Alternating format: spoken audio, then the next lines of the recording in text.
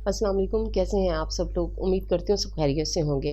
मुकम्मल नावल आपकी खिदमत में हाजिर है, तो आ जाइए नावल की तरफ चलते हैं।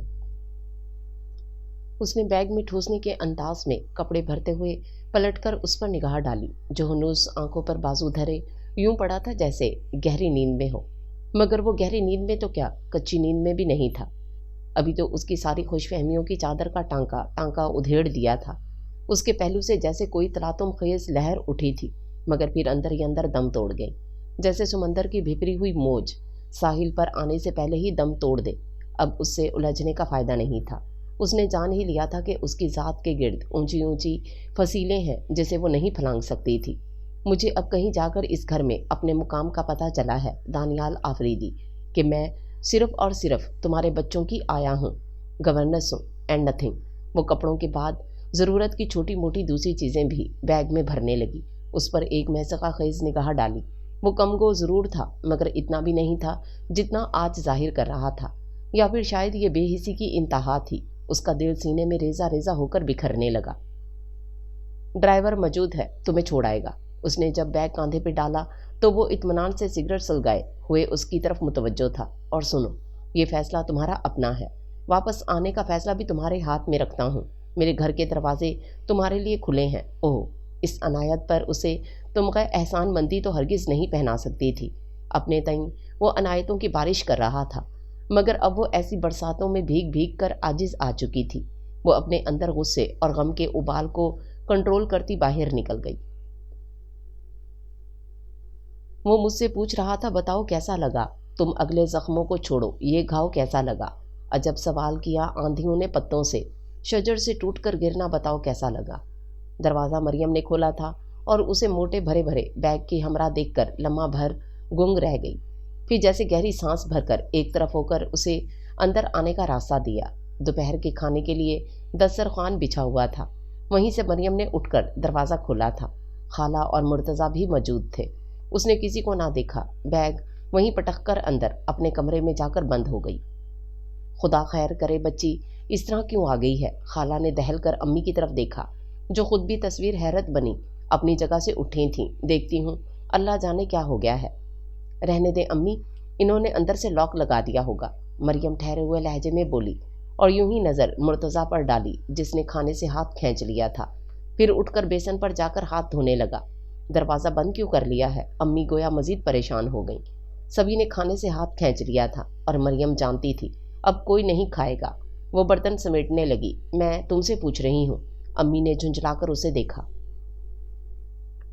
इस क्यों का जवाब तो वही दे सकती है, मैं तो नहीं। मुझसे कौन सा पूछकर वो फैसले करती रही है? ना मैं उसकी पर्सनल सेक्रेटरी हूँ। अम्मी ने उस पर खा जाने वाली नज़र डाली और दरवाजे की तरफ बढ़ने लगी कि खाला ने उनके कंधे पे हाथ रखा।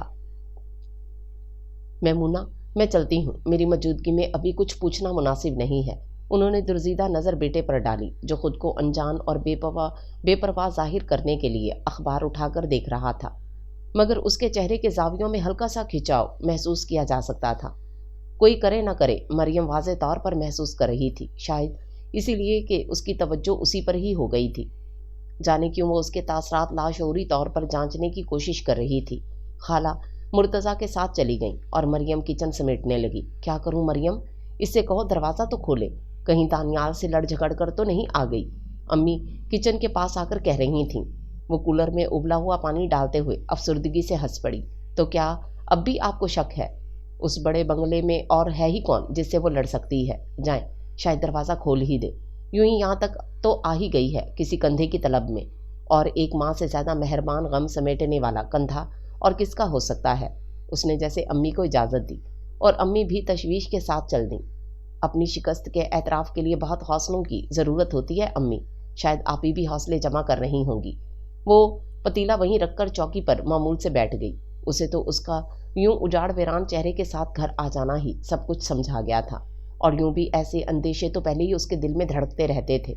उसे अपने बहनोई दानियाल आफरीदी से कोई शिकायत नहीं थी, न इसमें कोई खामी थी। वो एक मुकम्मल मर्द था, कई खूबियों से आरस्ता था, मगर बस आप ही के लिए नहीं बना था। उसने एक गहरी मुजम्मल सांस सीने से खारिज की। दिल का ताल्लुक तमाम तर जज्बों और एहसासात से होता है। जज्बे ना हो, एहसासात बर्फ़ हो जाएं, तो दिल बंजर बे आब व गया सहरा की मानिद हो जाता है। और पता नहीं आप ही ने एक जज्बों से पुर एहसासात से सजे सरसब्ज शादाब दिल को छोड़कर इस सहरा जैसे दिल को क्यों चुना। ऐसे सौदे में तो खसारा ही खसारा होता है। मगर निदा उस्मान समझ सकती तो। अम्मी ने बिलाकर दरवाज़ा खुलवा लिया था और अब वो अम्मी की गोद में सर रख के रो रही थी। वो मुझे सिर्फ और सिर्फ इस घर में अपने बच्चों की आया बनाकर लाया है अम्मी। उसकी नज़र में मेरी कोई अहमियत नहीं है। इसकी ज़िंदगी का महवर उसका बिजनेस और उसके बच्चे हैं जिसके गिर्द वो घूमता रहता है। मैं तो उसकी ज़िंदगी के आसमान पर भटकने वाला हकीर ज़रा हूँ, खुद बिखरने वाला और खुद ही सिमटने वाला। अम्मी ने उसे सीने से लगाकर भींच लिया। वो माँ थी, कैसे कहती कि निदा ये फैसला भी तो तुम्हारा था। कितना रोका था मरियम ने भी। उफ, मगर जज्बात में सोच के पहलू कहाँ होते हैं। अम्मी ने मरियम से कहा था, अब तुम इसे समझाओ कि वो ठंडे दिल और अक्ल से सोचे कि अब इस तरह लड़ झगड़ कर चले आना मुनासिब नहीं है। यूं भी जिस तरह भागी हुई लड़की की वापसी के कदम माँ बाप पर भारी होते हैं, इसी तरह शादीशुदा लड़की के झगड़कर मैके चले आने वाले कदमों में भी मजबूती नहीं होती। वो बोझ नहीं थी, मगर लोगों की उठती उंगलियों और खुलने वाली जुबानों के बंद टूट जाते एक बार तो फिर इस सैलाब को रोका नहीं जा सकता था। और अम्मी तो यूं भी तन्हा थी, शौहर इतनी दूर शारजा में था और वो इन्हें परेशान नहीं करना चाहती थी। मरियम वो दरीचे में खड़ी अंधेरे को यूं घूरे जा रही थी जैसे अब यही करने को रह गया हो। मरियम का तसल्ली आमेज हाथ कंधे पर महसूस करके उसके ख्यालात का तसलसल टूट गया।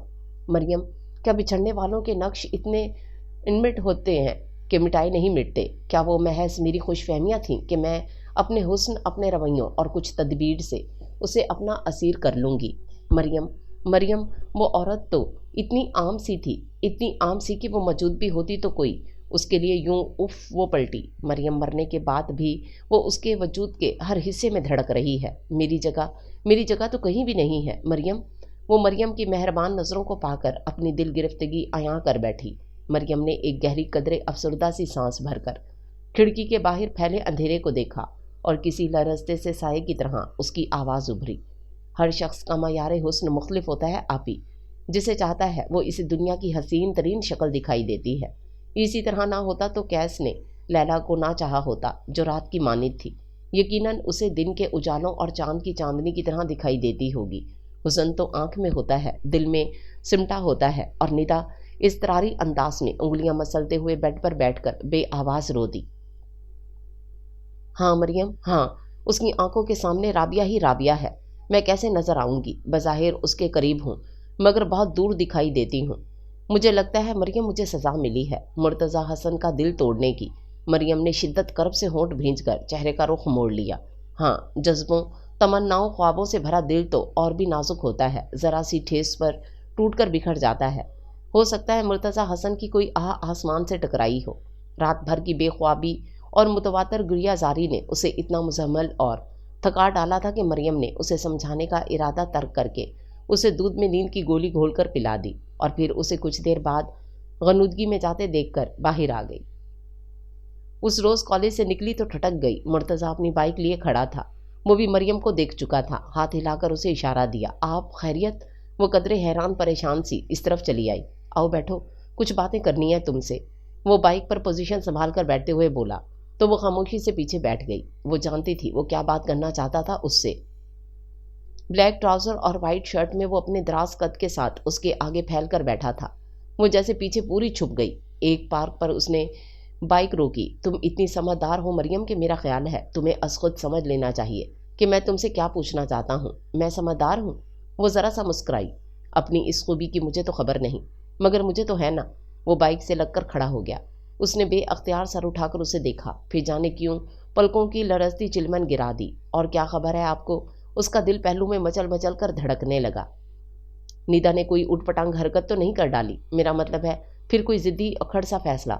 वो बेकरारी और तशवीश के साथ पूछ रहा था। क्या ये सच है मुर्तज़ा हसन कि जो कमी दिल के गोशे में रह जाए फिर वो किसी और के वजूद से पूरी नहीं होती? जो चेहरा जहन और दिल की ताक में एक बार सज जाए वो नहीं मिटता। उसकी आवाज़ में लर्जिश सी थी, एक दिल गिरफ्तगी थी और निगाहें एक ऊंचे और घने दरख्त के बेरौनक तने पर जमी थीं। उसकी आंखों के पार धुंध की हल्की सी तह थी। मुर्तज़ा उसे चंद सानिये देखता रहा। धूप की तमाज़त उसके रुखसारों को छूकर उसे लाल भभूका कर रही थी। आंखों के ऊपर पेशानी तक दुपट्टे का छज्जा सा था, मगर उसके बावजूद वो गुलनार थी। वो एकदम इस्तराब का शिकार होकर अपनी जगह से हटकर बेंच के पीछे लगे दरख्त की तरफ बढ़ गया और बादाम के नए और नोखेज सुर्ख सुर्ख पत्तों को नोचने लगा। क्या दानियाल आफरीदी ने उसे खुद घर से निकल जाने को कहा था? कई लम्हे तौक़ुफ़ के बाद उसने ठहरे ठहरे लहजे में इस्तफसार किया, नहीं, उन्होंने तो आप ही के लिए वापसी के दरवाजे खुले रखे हैं, तो फिर वो क्यों हमाकत का सबूत देकर चली आई? वो तड़प कर पलटा। मरियम ने सीमेंट के बेंच पर बैठे बैठे ज़रा सा पलट कर उसे देखा। ये बात उसे अम्मी और मैं समझा कर थक गए हैं। मुर्तज़ा, अब उसे आप समझाएं कि वो क्यों अपने आबाद घर को उजाड़ने के दर पे है। ज़रूरी तो नहीं कि जिसे चाहा जाए उसे पा भी लिया जाए। क्या ये बात नहीं है कि जिसे चाहा वो निगाहों के सामने है? भला कोई किसी के दिल में ज़बरदस्ती घर कर सकता है?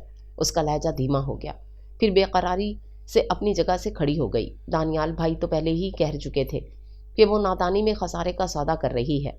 वो सिर्फ वो बच्चों की खातिर इससे शादी पर आमादा हुए थे, मगर तब आप ही ने यही गनीमत जाना था, मगर अब इनके तकाजे बढ़ गए हैं। मगर दानियाल भाई हनूस उसी जगह खड़े हैं। वो रुमाल से आंखें पोंछने लगी, फिर उसके पास आई जो जूते की नोक से ज़मीन पर बेमकसद लकीरें खींच रहा था। एक हरे भरे सरसब्ज शजर की छांव को छोड़कर वो एक बेआबाद बंजर दरख्त के साए के पीछे दौड़ गई। ये तो होना था। हर आदमी की छांव मुख्तलिफ होती है, ज़रूरी नहीं कि उसकी छांव सबके लिए यकसा हो और सबके लिए हो। इसीलिए कहते हैं कि उसे देखो जो तुम्हारी तरफ देखता है, उससे मोहब्बत करो जो तुमसे मोहब्बत करता है, उसकी सुनो जो तुम्हारी सुनता है, और अपने हाथ उसे दो जो तुम्हारा हाथ थामना चाहता है। मगर आप ये बात कभी नहीं समझ पाई, और जब समझ आने लगी तो वक्त बहुत गुजर चुका है। सब कुछ खो देने के बाद सिर्फ मलाल की अजियत ही हिस्से में आती है। प्लीज़ अब चलें, अम्मी इंतज़ार कर रही होंगी। वो पलट कर कदम उठाती बाइक की तरफ चली आई। मुर्तज़ा ने गहरी सांस सीने की तह से खींचकर फ़ज़ा के सुपुर्द करते हुए उस पर एक नज़र डाली।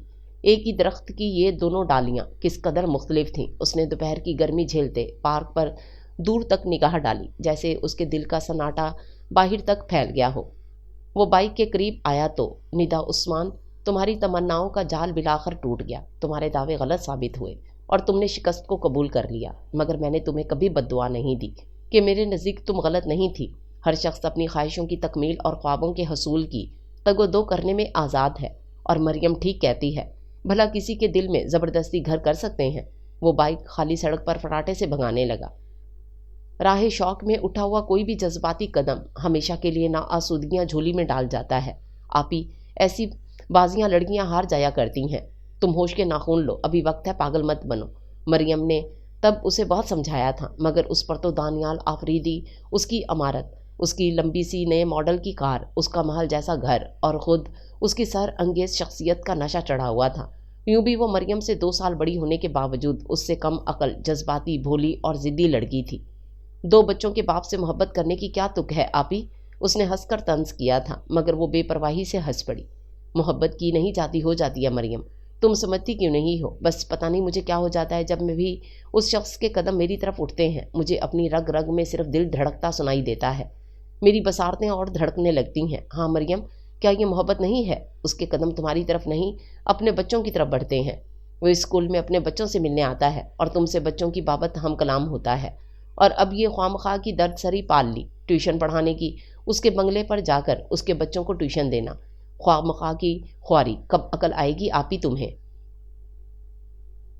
और जवाबन निदा उसे खुशफहमी भरी नज़रों से देखकर इस्त्री का प्लग निकाल कर इस्त्री और अपने कपड़े उठाकर कमरे से बाहर निकल गई। मरियम ने सर थाम लिया। 2 बच्चों का बाप दानियाल आफरीदी जाने कब कैसे निदा उस्मान के ख्यालात और एहसासात पर छाता चला गया। शायद उस रोज़ जब बहुत तेज़ बारिश में वो स्कूल से निकली तो वो अपने बच्चों को पिक करने आया था। बच्चों ने शोर मचाया, हमारी मिस, हमारी मिस। उसने बच्चों की भीगती मिस को देखा और मरवत में ऑफ़र कर दी। एक तो मशहूर व मारूफ शख्स, उस पर खूबसूरत नए मॉडल की गाड़ी की फ़ज़ा में खुनक हवाएं और उसके वजूद से उठती परफ्यूम की महक, निदा उस्मान की रगों में मचलते लहू में ये सारा का सारा शहर घुलने लगा। छोटी छोटी ख्वाहिशात के आगे वो यूं भी तिनके की तरह बह जाने वाली लड़की थी। ये तो बरसों से तामीर हुए ख्वाब थे। Thank you. वह घर के सामने उतरकर ममनूनियत के एहसास के साथ उसका शुक्रिया अदा करने लगी। इसमें शुक्रिया की क्या बात है, आप मेरे बच्चों की उस्ताद हैं। एक तरह से मेरा फ़र्ज़ बनता था। अगर आप माइंड ना करें तो ड्राइवर रोज़ ही बच्चों को पिक एंड ड्रॉप करता है और इसी रोड से गुजरता है, आपको भी पिक एंड ड्रॉप कर लिया करेगा। उसने नरमी और खलूस से उसे ऑफ़र दी। यूँ भी मेरे बच्चे आपके बहुत फ़ैन हैं। मिस निदा उस्मान है ना? शायद आप। उसने अपनी सुनहरी आंखों से ग्लासेस उतार कर हल्की मुस्कुराहट के साथ उसे देखा तो उसने फ्रंट सीट पर उसके दोनों गोरे चिट्टे बच्चों को देखा और शर्मीली मुस्कुराहट के साथ सर हिला दिया। आपके बच्चे भी बहुत प्यारे हैं, आप अंदर आइए ना। इसे अचानक ख्याल आया मगर उसने माजरत कर दी। फिर कभी सही, आप सुबह तैयार रहिएगा। वो गाड़ी स्टार्ट करते हुए बोला, आप आएंगे लेने? वो बेअख्तियार पूछ बैठी मगर दूसरे पल शर्मिंदा सी हो गई, मगर वहाँ निरा सुकून था। मैं तो सुबह ऑफिस जाता हूँ, बस आज बारिश के बाद छुट्टी कर ली, ओके। वो गाड़ी आगे बढ़ा ले गया। निदा उस्मान किनमिन किनमिन बरसती बूंदों में भीगती अजीब सी नामानूस शहर में जाने इतनी देर गिरफ्तार रहती। मरियम ने दरवाज़ा खोलकर उसका कंधा हिलाया था। मुर्तज़ा का क्या करोगी आपी? मरियम उसके बढ़ते जुनून से घबराकर पूछने लगी। अचार डालूंगी, वो कापियाँ चेक करते करते घुर्राई तो मरियम बावजूद चिढ़ने के हंस पड़ी। बड़ा मज़ेदार अचार होगा, जज्बों से पुर, चाहतों के मिसालों से भरा हुआ, फिर शेर होकर सुबह शाम खाती रहना। उसने वहीं बैठे बैठे उस पर अपनी रबड़ की चप्पल खींच मारी जो सीधी उसके नरम गुदाज बाजू को गर्म कर गई। तुम खा सकती हो सुबह शाम ये अचार, मेरी तरफ से इजाज़त है। जज्बों से पुर आपी। मरियम एकदम संजीदगी का लिबादा ओढ़कर उसके करीब आ गई। क्या सिर्फ उसका शानदार घर, गाड़ी पैसे पर फिसल गई हो? उसका ख्याल था वो भड़क उठेगी मगर वहाँ ठहराव था। उसने कॉपी बंद की और उसके गत्ते पर लिखे नाम पर अपना कलम फेरने लगी। ठीक है, दौलत बहुत कुछ है मगर सब कुछ नहीं आपी। अगर ऐसा होता तो कम अज़ कम ये तबका मुकम्मल आसूदा होता, कोई दुख कोई गम इन्हें ना होता। मगर ऐसा नहीं है। दुख सुख का ताल्लुक दौलत से नहीं है। मैं भी मानती हूँ दौलत सब कुछ नहीं, मगर हम जैसी ना आसूदा और मिडिल क्लास लड़कियों के लिए सब कुछ ही है। बहरहाल मैं इसकी अमारत पर नहीं रिझी हूँ। यकीन करो इसमें कोई ऐसा शहर है जो मुझे जकड़े हुए है। मैंने उसे पहली बार देखा, उससे बातें की और फिर दूसरी बार, और फिर दिल चाहने लगा उसे बार बार देखूं। वो दानियाल आफरीदी के महकते ख्याल में खोने लगी। मरियम ने उसकी दीवानगी पर उसे कर्ब से देखा। हो सकता है मुर्तज़ा भाई बड़ी सी गाड़ी में घर आते तो तुम्हें इनमें भी ऐसा ही शहर महसूस होता। एक तंसिया मुस्कुराहट के साथ वो बोली तो निदा ने उसे घूर कर देखा। तुम्हें इसकी इतनी फिक्र है तो तुम कर लो उससे शादी। उसने जलकर किताबें कापियाँ समेटी। मरियम का दिल पहलू में लरस कर रह गया। उसकी पलकें झुक गईं और वो अपनी चप्पल की स्याह पट्टी पर उंगलियां फेरने लगी। बहरहाल आपी ये खसारे का सौदा है, ये आग है जो तुम अपने इर्द गिर्द दहका रही हो, जबकि दानियाल आफरीदी तुम में कोई दिलचस्पी नहीं रखता। और यही बात तशवीशनाक है आपी। ये यकतरफा सफ़र है जिसकी कोई मंजिल नहीं है। कहीं तुम मंजिल तो क्या वापसी के रास्ते में भी ना खो दो। याद रखो आपी, पा लेने की खुशी से कहीं ज़्यादा खो देने की अजियत होती है, और मैं तुम्हें अजियत के इस पुरखार सफ़र पर चलते देखना नहीं चाहती। क्या कमी है मुझ में? खूबसूरत हूँ, पढ़ी लिखी हूँ, पहनने ओढ़ने का सलीका है, फिर वो कब तक मुझसे गुरेज कर सकता है? वो बेखौफी और बेहयाई से अकड़ कर बोली तो मरियम ने उस पर फलसिफाना निगाह डाली और गहरी सांस भरकर वहाँ से उठ खड़ी हुई। अपने मर्तबे से इतना मत गिरो आपी। जो तुम्हें खुशी इज्जत और वकार के साथ ब्याह कर ले जाना चाहता है, उसे छोड़कर किसी पर ज़बरदस्ती मुसल्लत होकर क्यों अपने मर्तबे से गिरना चाहती हो? वो सारा दिन आज़रदा सी रही। फराज तेरे जनू का ख्याल है, वरना ये क्या ज़रूर वो सूरत सभी को प्यारी लगे। किसी ने करीब कुर्सी के हैंडल पर उंगलियां बजाईं तो उसने घुटनों पर रखा सर ऊपर उठाया। ब्लू जीन्स और वाइट शर्ट में सादा सी चप्पल पहने हमेशा की तरह लापरवाह से अंदाज में मुर्तज़ा हसन खड़ा था। वो अब पहले जैसा लड़का तो नहीं रहा था, मगर लापरवाह अब भी था। वो हमेशा उसके इस अंदाज पर चिढ़कर कहती थी, ये जीन्स के नीचे चप्पल पहनने की क्या तुक है मुर्तज़ा भाई, और कभी शलवार सूट के नीचे जूते। मगर आज उसका ध्यान इस तरफ गया ही नहीं था। चाय मिलेगी स्ट्रॉन्ग सी? उसके सर उठाने पर वो बोला और वहीं मुड़ा दीवार से उठाकर उस पर बैठकर दीवार से पुश्त लगा ली। उंगलियों में बाइक की चाबी थी। आपका बाइक? वो उठते हुए ज़रा सा चौंक कर बोली और आंखों में फैली नमी की हल्की सी धुंध को दुपट्टे से रगड़ने लगी। बहुत देर हुई मगर तुम्हें जगाना मुनासिब नहीं समझा। उसके लफ्ज़ जगाने पर वो खफीफ सी हो गई। वो बस यूं ही आप ही के मुतल्लिक सोच रही थी। वो खामोखाही वजाहत करने लगी, जानता हूँ, ये बताने की ज़रूरत नहीं, यूं भी तुम्हें अपने सिवा सबके मुतल्लिक सोचने की बीमारी है। वो खुशगवारी से उसे निगाहों के ज़ाविये में लेते हुए बोला। उसने ज़रा सा चौंक कर जाने किस एहसास के तहत उसे देखा, फिर खामोशी से किचन की तरफ चली आई। दानियाल की तरफ से कोई खबर? मेरा मतलब है उसने फ़ोन किया। वो उसके पीछे किचन में चला आया और वहीं दरवाजे में पूरा फैल कर खड़ा हो गया। वो क्यों करने लगे फ़ोन? इन्होंने तो वापसी का फैसला भी आप ही पर छोड़ा है। क्या ये गनीमत नहीं है? वो सिर्फ हुंकारा भर कर रह गया। बात तो वो ठीक ही कह रही थी। आपने मुझसे कहा था आप ही को समझाएंगे। वो फ्रिज से दूध का बर्तन निकाल कर केतली में डालते हुए उसे याद दिलाने लगी तो वो हंस पड़ा। मैं समझाऊं? उसका लहजा जैसे खुद पर हंसता हुआ था। उसकी ब्राउन आंखों में अपने लिए ही इस्तेहज़ा था। मरियम ने नज़रें चुरा लीं। वैसे मैंने कब कहा था कि मैं समझाऊंगा? हाँ, तुमने मुझसे ज़रूर कहा था। और मरियम उस्मान, नसीहत की अक्लमंद को ज़रूरत नहीं होती और बेवकूफ़ी से कबूल नहीं करते।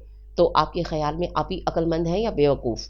वो उसकी बात पर महफूज होकर होले से मुस्कुराई थी। उड़ती भाप के से मंजर में उसके तपते लाल चेहरे पर यह बेसाख्ता उमड़ने वाली मध्यम सी मुस्कुराहट खासी खूबसूरत महसूस हुई थी। अरसा हुआ मैंने ख्याल जाहिर करना तर्क कर दिया है। यूं भी ये कोई साइंसी फार्मूला तो नहीं कि जिसका नतीजा एक ही निकले। अब्बू का फ़ोन आया या नहीं? आया तो था परसों, मगर अम्मी ने इनसे कुछ कहा नहीं। अम्मी का ख्याल है वो इतनी दूर बैठे हैं, कुछ कर तो नहीं सकेंगे सवाए परेशान होने के। कहाँ होती हैं ऐसी वफादार ख्याल रखने वाली बीवियाँ? अब वो खाला को सराहने लगा। वो हंस पड़ी। बीवियाँ? आपने कितनी बीवियाँ बरत ली हैं? वो चाय कप में डालकर उसकी तरफ बढ़ाते हुए बोली, जिस पर वो कुछ झिम सा गया, फिर कहका लगाकर हंस पड़ा। एक के ही ख्वाब देखे थे, वो भी जुस्तजू जिसकी थी उसको तो ना पाया हमने, इस बहाने से मगर देख ली दुनिया हमने। चलो यूं ही सही। वो तख्त पर जाकर बैठ गया। मरियम के अंदर छंद से जैसे कुछ टूट गया। एक कर्ब आमेज एहसास रूह पर आले की तरह पड़ा और तपकने लगा। एकदम उसके चेहरे के नकोश में अजीब सा हुज़न सिमट आया। वो सर झुकाकर स्लेब पर बिखरी चीजें समेटने लगी। सुनो मरियम, वो भाप उड़ाती चाय पर निगाह जमाए मरियम से ही मुखातिब था। अगर तुम या खाला इजाज़त दो तो मैं दानियाल से खुद बात करूं। क्या बात करेंगे? वो चौंक कर उसकी तरफ देखने लगी तो लम्हा भर को वो भी गड़बड़ा गया। फिर पुरख्याल अंदाज में अपनी जगह से उठा, यही कि वो खुद आकर निदा को मना कर ले जाए। यूं भी इज्जतदार घरानों की लड़कियों को ज़्यादा दिन मैके में नहीं रहना चाहिए। वो बोलते बोलते एकदम चुप हो गया। वो सुर्ख तने तने चेहरे के साथ अपने कमरे से बाहर निकली थी। उसकी नज़रें मुर्तज़ा पर थीं। कोई ज़रूरत नहीं है तुम्हें या किसी को भी इस शख्स के पास जाकर मिन्नत समाजत करने की। पहले ही मैं अपने मर्तबे से गिर चुकी हूँ, बहुत जलील हो चुकी हूँ। मुझे इतना बेवकत और जलील मत करो तुम सब मिलकर मुझे इतना बेतौकीर। वो दोनों हाथों में चेहरा छुपाकर रो पड़ी। मरियम ने कर्ब से लब भींच लिए, जबकि मुर्तज़ा अपनी जगह सन्नाटे में रह गया। फिर मरियम ही उसकी तरफ बढ़ी। आपी प्लीज़, कोई नहीं जा रहा है दानियाल भाई की तरफ, वो तो सिर्फ मशवरा कर रहे थे, जा तो नहीं रहे। वो उसे थाम कर वापस कमरे में ले गई। शुक्र था अम्मी इस वक्त घर पर रही थीं, वरना दोनों माँ बेटी रोने लगती तो मरियम अकेली परेशान हो जाती। दोनों को संभालना ही मुश्किल हो जाता। मरियम, मैं इस घर में अब कभी नहीं जाऊंगी जब तक मेरी हैसियत का तयन नहीं हो जाता, जब तक मुझे वो मुकाम नहीं मिलता जिसकी मैं हकदार हूँ। मैं उस शख्स की शक्ल तक नहीं देखना चाहती। मुझे नफरत है उससे। उस शख्स ने मेरे सारे ख्वाब बिखेर दिए। वो मरियम के कंधे से लगकर फूट फूट कर रो रही थी और ख़ुद मरियम के अश्क उसके बालों में जज्ब हो रहे थे। फिर वो एकदम उससे अलग होकर भीगी आंखें झिपकाकर दरवाजे के पास आकर खड़े हो जाने वाले मुर्तज़ा को देखने लगी। वो लड़का खासा बदल चुका था। यकदम ही बहुत मैच्योर, मजबूत और बावकार सा लगने लगा था। चेहरे पर हल्की हल्की दाढ़ी थी जो उसे एक मुकम्मल मर्द जाहिर कर रही थी। चेहरे और आंखों में इस लम्हे संजीदगी के हमरा उदासियां भी रकम हो चुकी थीं। वो निदा को देखकर इस वक्त गहरे सदमे का शिकार हुआ था, जिसकी सारी शायरी इस लड़की के लिए थी। सारी खूबसूरत तशरीहात जिसके लिए थी, वो आज किस कदर उजाड़, वीरान और मुजम्मल दिखाई दे रही थी। जो रंग बिरंगे कपड़े पहने तितली की तरह इस आंगन में उड़ती फिरती थी, अब इस मजरूह परिंदे की तरह फुड़फुड़ा रही थी जिसके पर नोच दिए गए हों। वो अजियत और कर्ब का शिकार होकर बाहर निकल गया था। मरियम, तुमने कहा था ना, पा लेने की खुशी से ज़्यादा खो देने की अजियत होती है। वो गहरी सांस भरकर वहीं तकिए पर सर रखकर लेट गई। उसके लहजे में महरूमी चीख रही थी। यह महरूमी आज मुर्तज़ा को देखकर शदीद हो गई थी, या फिर अपने मुस्तकबिल को बादे सिलसिल की मानिद महसूस करके उसकी जुनून खेजी ठहर सी जा रही थी। उसे तो अब सोते जागते दानियाल आफरीदी के ख्वाब दिखाई दे रहे थे। उसके दिल तक रसाई हासिल करने के लिए वो उसके बच्चों को सीढ़ी बना रही थी। इन्हें घर जाकर ट्यूशन पढ़ाती, ना सिर्फ पढ़ाती बल्कि कहानियाँ सुनाती, इन पर तवज्जो देती, छोटे मोटे गिफ्ट्स देती, इनकी बातों को गौर से सुनती, इनकी दिखाई चीज़ों को खूब सराहती। और वो बिन माँ के ये बच्चे इतनी तवज्जो पाकर उसके आशिक हो गए थे। दिन रात इनके लबों पर मिस निदा का ही कलमा होता और ये बात दानियाल आफरीदी के लिए तशवीश का बाइस होती जा रही थी। वो बच्चों को कहीं घुमाने ले जाता तो वो दोनों यकजुबान होकर मिस निदा को साथ ले जाने की फरमाइश करती। रात को इन्हें सुलाता तो मिस निदा की तरह कहानियाँ सुनाने की ख्वाहिश जाहिर करते और इन्हीं की तरह प्यार का मुतालबा करते। वो सर पकड़ कर रह जाता। तेरी सूरत से है आलम में बहारों को सबात, तेरी आंखों के सिवा दुनिया में रखा क्या है, तेरी आंखों के सिवा। वो सहन में आई तो बेहद रंग में थी। नीले जारजट के हद से ज़्यादा फिटिंग वाले कपड़ों में उसका मुतनासिब जिस्म हीरे की तरह दमकता हुआ दिखाई दे रहा था। मरियम, वॉशिंग मशीन से कपड़े निकाल रही थी। उसकी तरंग भरी गुनगुनाहट पर उसकी तरफ मुतवज्जो हुई और फिर कितने ही पल देखती रही। यूं तो वो आजकल हर वक्त ही आरस्ता पेरास्ता रहने लगी थी, मगर आज उसका रंग ही बदला हुआ था। ये शर्ट की फिटिंग कुछ ज़्यादा टाइट नहीं कर दी आपी तुमने? मरियम के लहजे में हल्की नागवारी थी। वो बेपरवाही से बालों में मैचिंग हेयर बैंड लगाते हुए बोली, ये बताओ लग कैसी रही हूँ? वो उसके सामने आकर खड़ी हो गई, जैसे मरियम सताइश के डोंगरे ही बरसा देगी।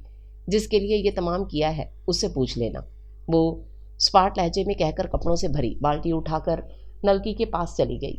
वो तो तेरे जैसा है, कठोर और बेदर्द, एक नज़र तक डालना गवारा नहीं करता। वो झुककर स्टेप बंद करते हुए कदरे दिल गिरफ्तार लहजे में बोली, तुम नहीं समझोगे डियर, मोहब्बत में अना नहीं होती। वो ख्वाबनाक लहजे में बोली, अच्छा पहली बार सुना है वैसे। कौन सी मोहब्बत? कहाँ की मोहब्बत? तुम तो ठीक ठाक उस पर जाल फेंक रही हो आपी। मोहब्बत तो खुद दिल से फूटने वाला जज्बा है, जो दिल की ज़मीन से खुद रू पौधे की तरह उभरता है। और यूं भी वो शख्स ऐसा क्या इससे अच्छी मोहब्बत से शराब हो चुका है, भुगत चुका है मोहब्बतों को। उसके लिए तुम्हारी ये सारी कोशिशें कोई अहमियत नहीं रखती। ओह यू, वो एहसास तजलील से भुबक उठी। करीब था कि वो मरियम पर हाथ उठा देती, मगर उसका हाथ पहलू में मचल कर रह गया। शायद मरियम की इस्तेज़ाया हंसी और उसके साथ मौजूद उसका इत्तमाद उसे इस इकदाम से रोक गया, या फिर इस रिश्ते का एहतराम जो दोनों के माबैन था। तुम मेरी बहन ना होती ना, तो मैं तुम्हें ठीक ठाक जवाब देती। वो बल खाकर पलट गई, अंदर से अपना शोल्डर बैग उठाया और उसकी तरफ देखे बिना खटखट सैंडल बजाती घर से निकल गई। वायसराय की तेज खुशबू खासी देर सहन में महसूस होती रही। मरियम का दिल सख्त कबीदा हो गया। तुम समझ रही हो अपने हुस्न के जाल, अदाओं और नस्वानियत के जाम में उसे असीर कर लोगी। हर मर्द दिल फेंक और कमज़ोर नफ्स नहीं होता। अगर ऐसा होता तो हर मर्द बाजारी औरतों की अदाओं पर फिदा हो जाता, उन्हीं का असीर होता, और घरेलू सीधी सादी पाकीज़ा बीवियाँ इन्हें एक आंख न भाती। मगर ऐसा नहीं है। कोई कोई पत्थर को हीरा समझता है। वो उदास मलूल से नलके के करीब बनी पत्थर की चौकी पर बैठ गई। उसके जहन की रो मुर्तज़ा हसन की तरफ उड़ने लगी। दानियाल आफरीदी सिटिंग रूम में दाखिल हुआ तो वो बच्चों को कहानी सुना रही थी। दोनों बच्चे कालीन पर उसके आसपास उसके जानों से लगे बैठे थे, जबकि वो खुद मज़े से पुश्त पर 2 कुशन और गोद में 2 कुशन दबाए बैठी ड्रामाई अंदाज में कहानी सुना रही थी। मोटा वाला शेर कहता है शहजादी को पहले मैं खाऊंगा, जबकि बड़ा वाला शेर कहता है पहले मेरा हक बनता है। और जैसे ही बड़ा शेर हमला करता है, अचानक टार्जन एक घने दरख्त के तने से निकलकर धाड़ता है। मिस निदा, ये क्या हो रहा है? दानियाल आफरीदी की आवाज़ पर दोनों बच्चे एकदम घबराए। वो भी कुछ बौखला गई। फिर अचानक दोनों बच्चे हंसने लगे। पापा, आप तो टार्जन बनकर आ गए, बिल्कुल अचानक।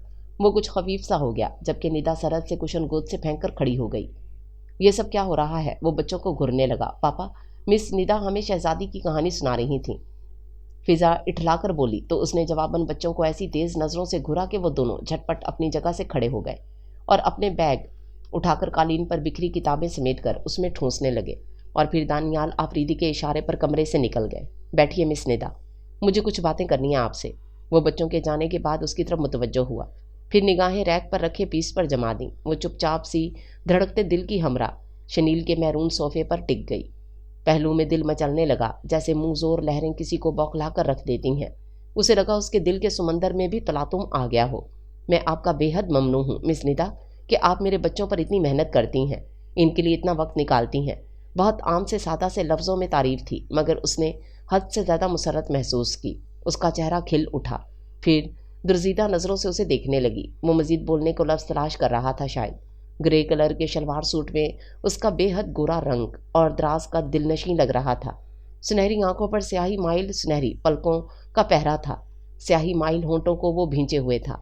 उसके चेहरे की साख और नाक की बनावट उसे खासा संजीदा और रिजर्व सा जाहिर कर रही थी। मिस निदा, मैं चाहता हूँ कि आप बच्चों को इतनी तवज्जो ना दें। मैं नहीं चाहता कि वो आपसे इस कदर अटैच हो जाएं कि फिर किसी दूसरी औरत को कबूल ना कर सकें। दूसरी औरत? उसके दिल पर खट से पत्थर आ लगा। मैं समझी नहीं दानियाल साहब। वो लरजते कदमों के साथ खड़ी हो गई। वो हनूज दूसरी तरफ देख रहा था, फिर अपने हल्के हल्के सुनहरी रोए वाले मजबूत हाथ की मुट्ठी भींचते हुए उस पर सादा सी नज़र डाली। आफ्टर ऑल मुझे एक दिन शादी तो करना ही है। मेरे ख़ानदान वालों का दबाव बढ़ता जा रहा है। मैं बच्चों की खातिर ये कुर्बानी देने पर मजबूर हूँ। और फिर आपको भी जाहिर है उम्र भर मेरे बच्चों के साथ नहीं रहना। कहीं भी ब्याह कर जाएंगी आप। किससे शादी कर रहे हैं? वो अपनी आवाज़ की लर्जिश पर काबू पाते हुए धीरे से बोली। कोई भी کوئی بھی ہو سکتی ہے، وہ بے تاثر لہجے میں مگر ملائمت سے بولا۔ کوئی بھی تو وہ میں نہیں ہو سکتی کیا؟ اس نے ساری ہمت مجتمع کرتے ہوئے کہہ دیا۔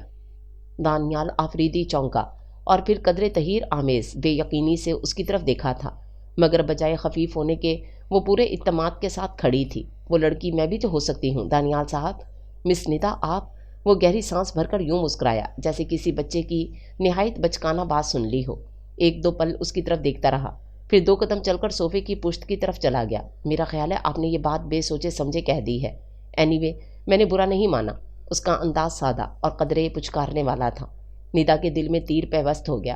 میں مکمل ہوش و حواس میں ہوں دانیال صاحب، اور بے حد سوچ سمجھ کر کہہ رہی ہوں، کیا میں اس قابل نہیں ہوں کہ آپ ندا بی بی؟ وہ ایک دم سنجیدگی میں اسے مزید بولنے سے ٹوکتے ہوئے بولا۔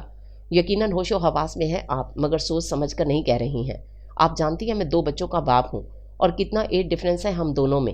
میری نظر میں اس کی کوئی اہمیت نہیں، وہ دو بدو بولی، پھر قدرے خفیف سی ہو گئی۔ وہ خاصی ترس نگاہوں سے اسے دیکھ رہا تھا۔ سنہری آنکھوں کی تہوں میں غصے کی سرخی ابھر کر جمنے لگی تھی اور چہرے کے نقوش میں ناگواری جھلک آئی تھی۔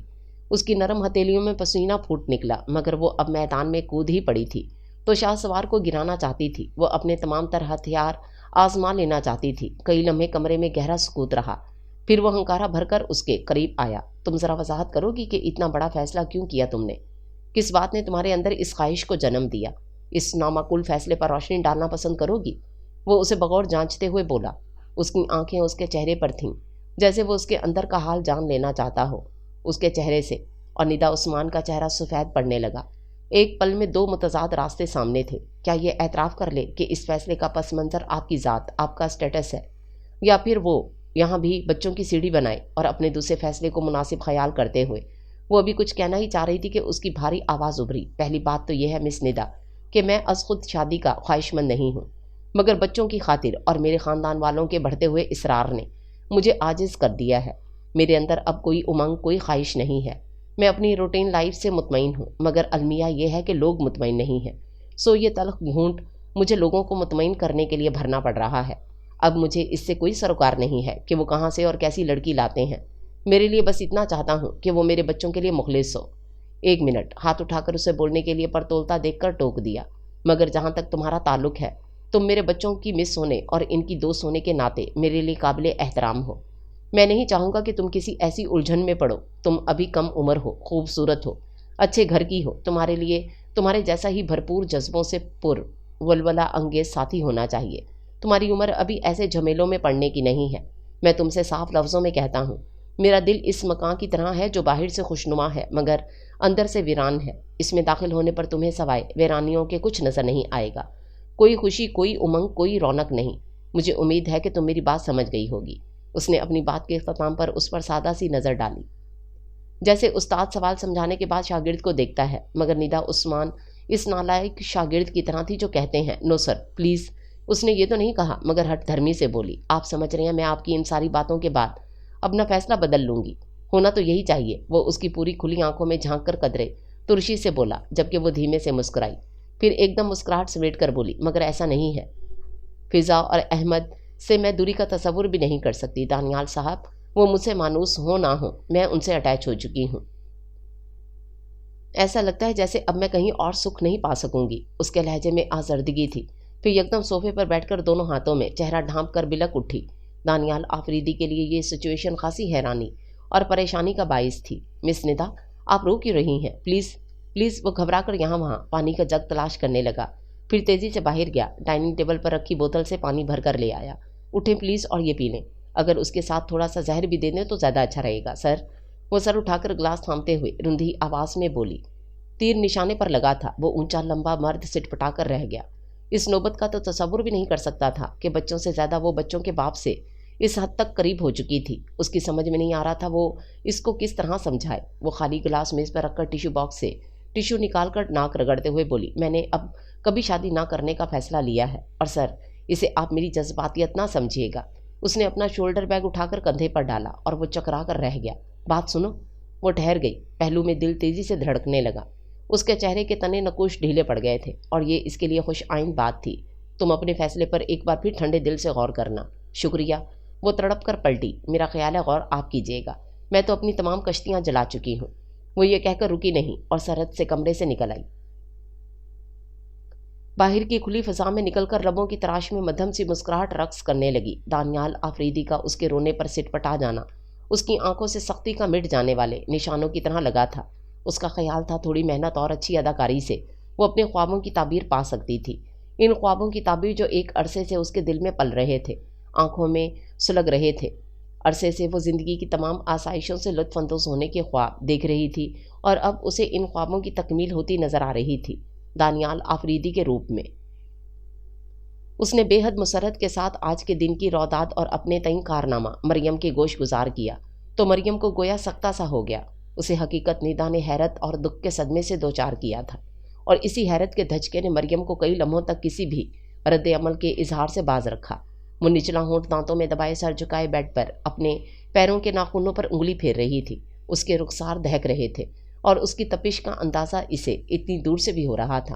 اس کی جھکی ہوئی نگاہیں اور چہرے کی رنگت بتا رہی تھی کہ وہ جو کہہ رہی ہے سچ کہہ رہی ہے۔ باوجود دونوں کی نظریات کے اختلاف کے وہ اسے یہ سب بتانے پر مجبور بھی تھی اور مشتاق بھی رہتی تھی کہ امی تک اس کے احساسات پہنچانے کا فرض بہرحال مریم کو ہی ادا کرنا تھا۔ مریم نے دیکھا اس کی آنکھوں میں بڑے دل نشیں رنگ تیر رہے تھے، جیسے اس نے دانیال آفریدی کو پا ہی لیا ہو۔ مجھے یقین ہے وہ میرے حق میں فیصلہ دے گا۔ وہ اپنے بچوں کو بہت چاہتا ہے اور بچے مجھے، وہ فاتح عالم بن کر مسکرائی۔ مریم نے اسے مجروح نگاہوں سے دیکھا۔ اس کے چہرے پر پھیلا یہ عزم بری طرح دکھ دے رہا تھا۔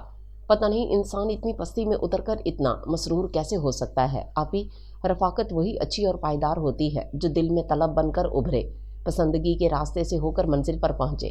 زبردستی اپنے خوابوں کی محض تکمیل اور تن آسودگی کے لیے دل کے تعلق نہیں جوڑے جاتے۔ اس میں محبت اور دوستی کی خوشبو نہیں ہوتی۔ یہ رفاقت جاں فضا نہیں ہوتی بلکہ اذیت بن جاتی ہے اور اس کے نتائج بھیانک ہوتے ہیں۔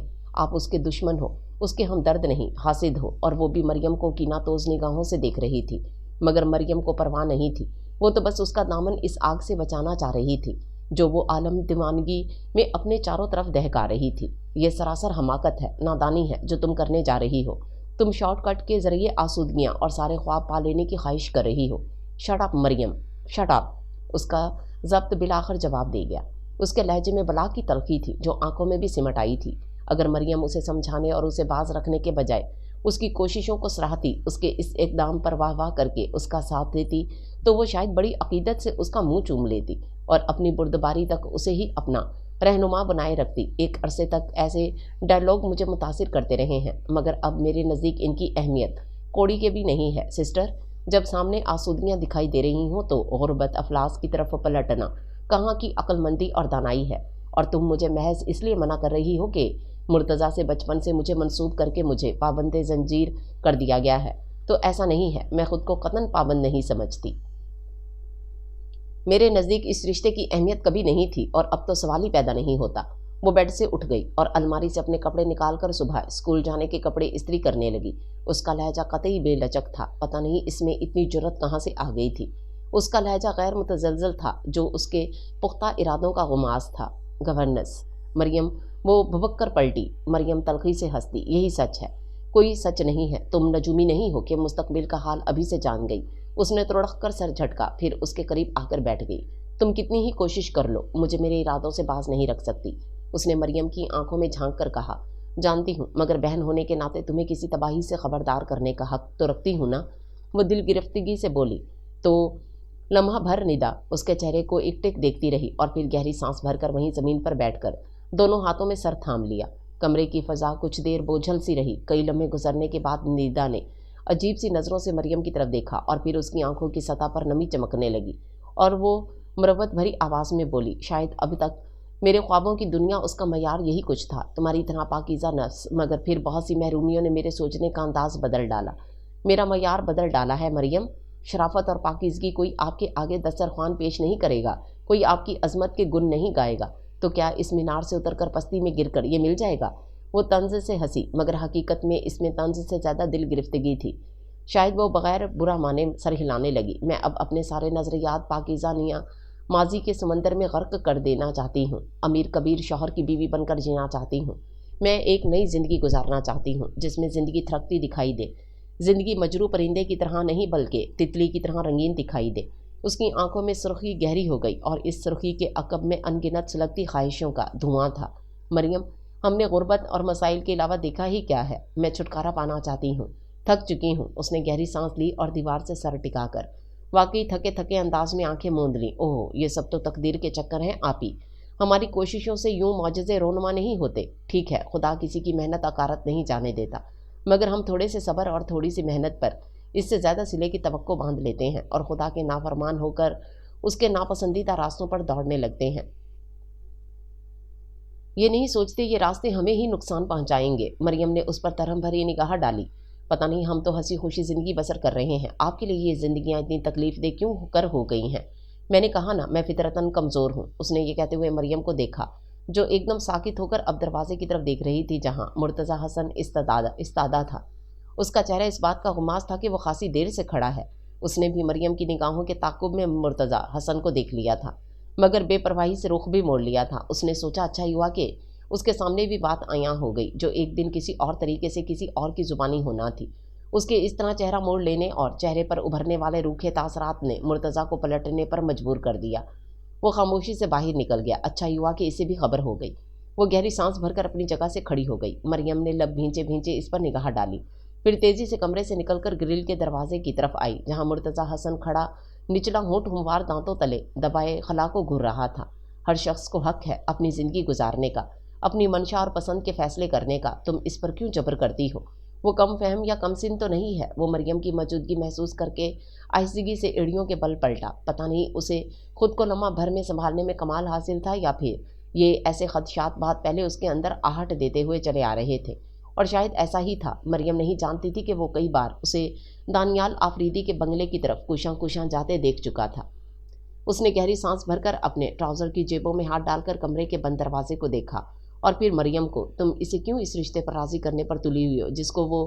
مریم نے اس کی بات کاٹ دی۔ اگر مجھے 1% بھی یقین ہوتا کہ اس نے جو فیصلہ کیا ہے وہ اس کے حق میں بہتر ہے اور دانیال آفریدی برضا و رغبت اسے شادی پر آمادہ ہے تو میں اسے بالکل نہ روکتی، بلکہ سچ تو یہ ہے کہ اگر وہ اس میں دلچسپی رکھتا تو میں بہن ہونے کے ناطے اس کی ہمنوا ہو جاتی، اس کی اس سرگرمی میں اس کا ساتھ دیتی، چاہے آپ ہرٹ ہوتے، مگر میں اس کی خوشی کے لیے اپنی جان پر بھی کھیل جاتی۔ مگر ایسا نہیں ہے۔ وہ گرل کے پھولوں میں انگلیاں پھنسائے شدید کرب سے بولی۔ تمہاری سچائی اچھی لگی۔ وہ گرل سے پشت ٹکا کر اس کے چہرے پر نظریں ٹکائے پھیکے سے انداز میں ہنس دیا۔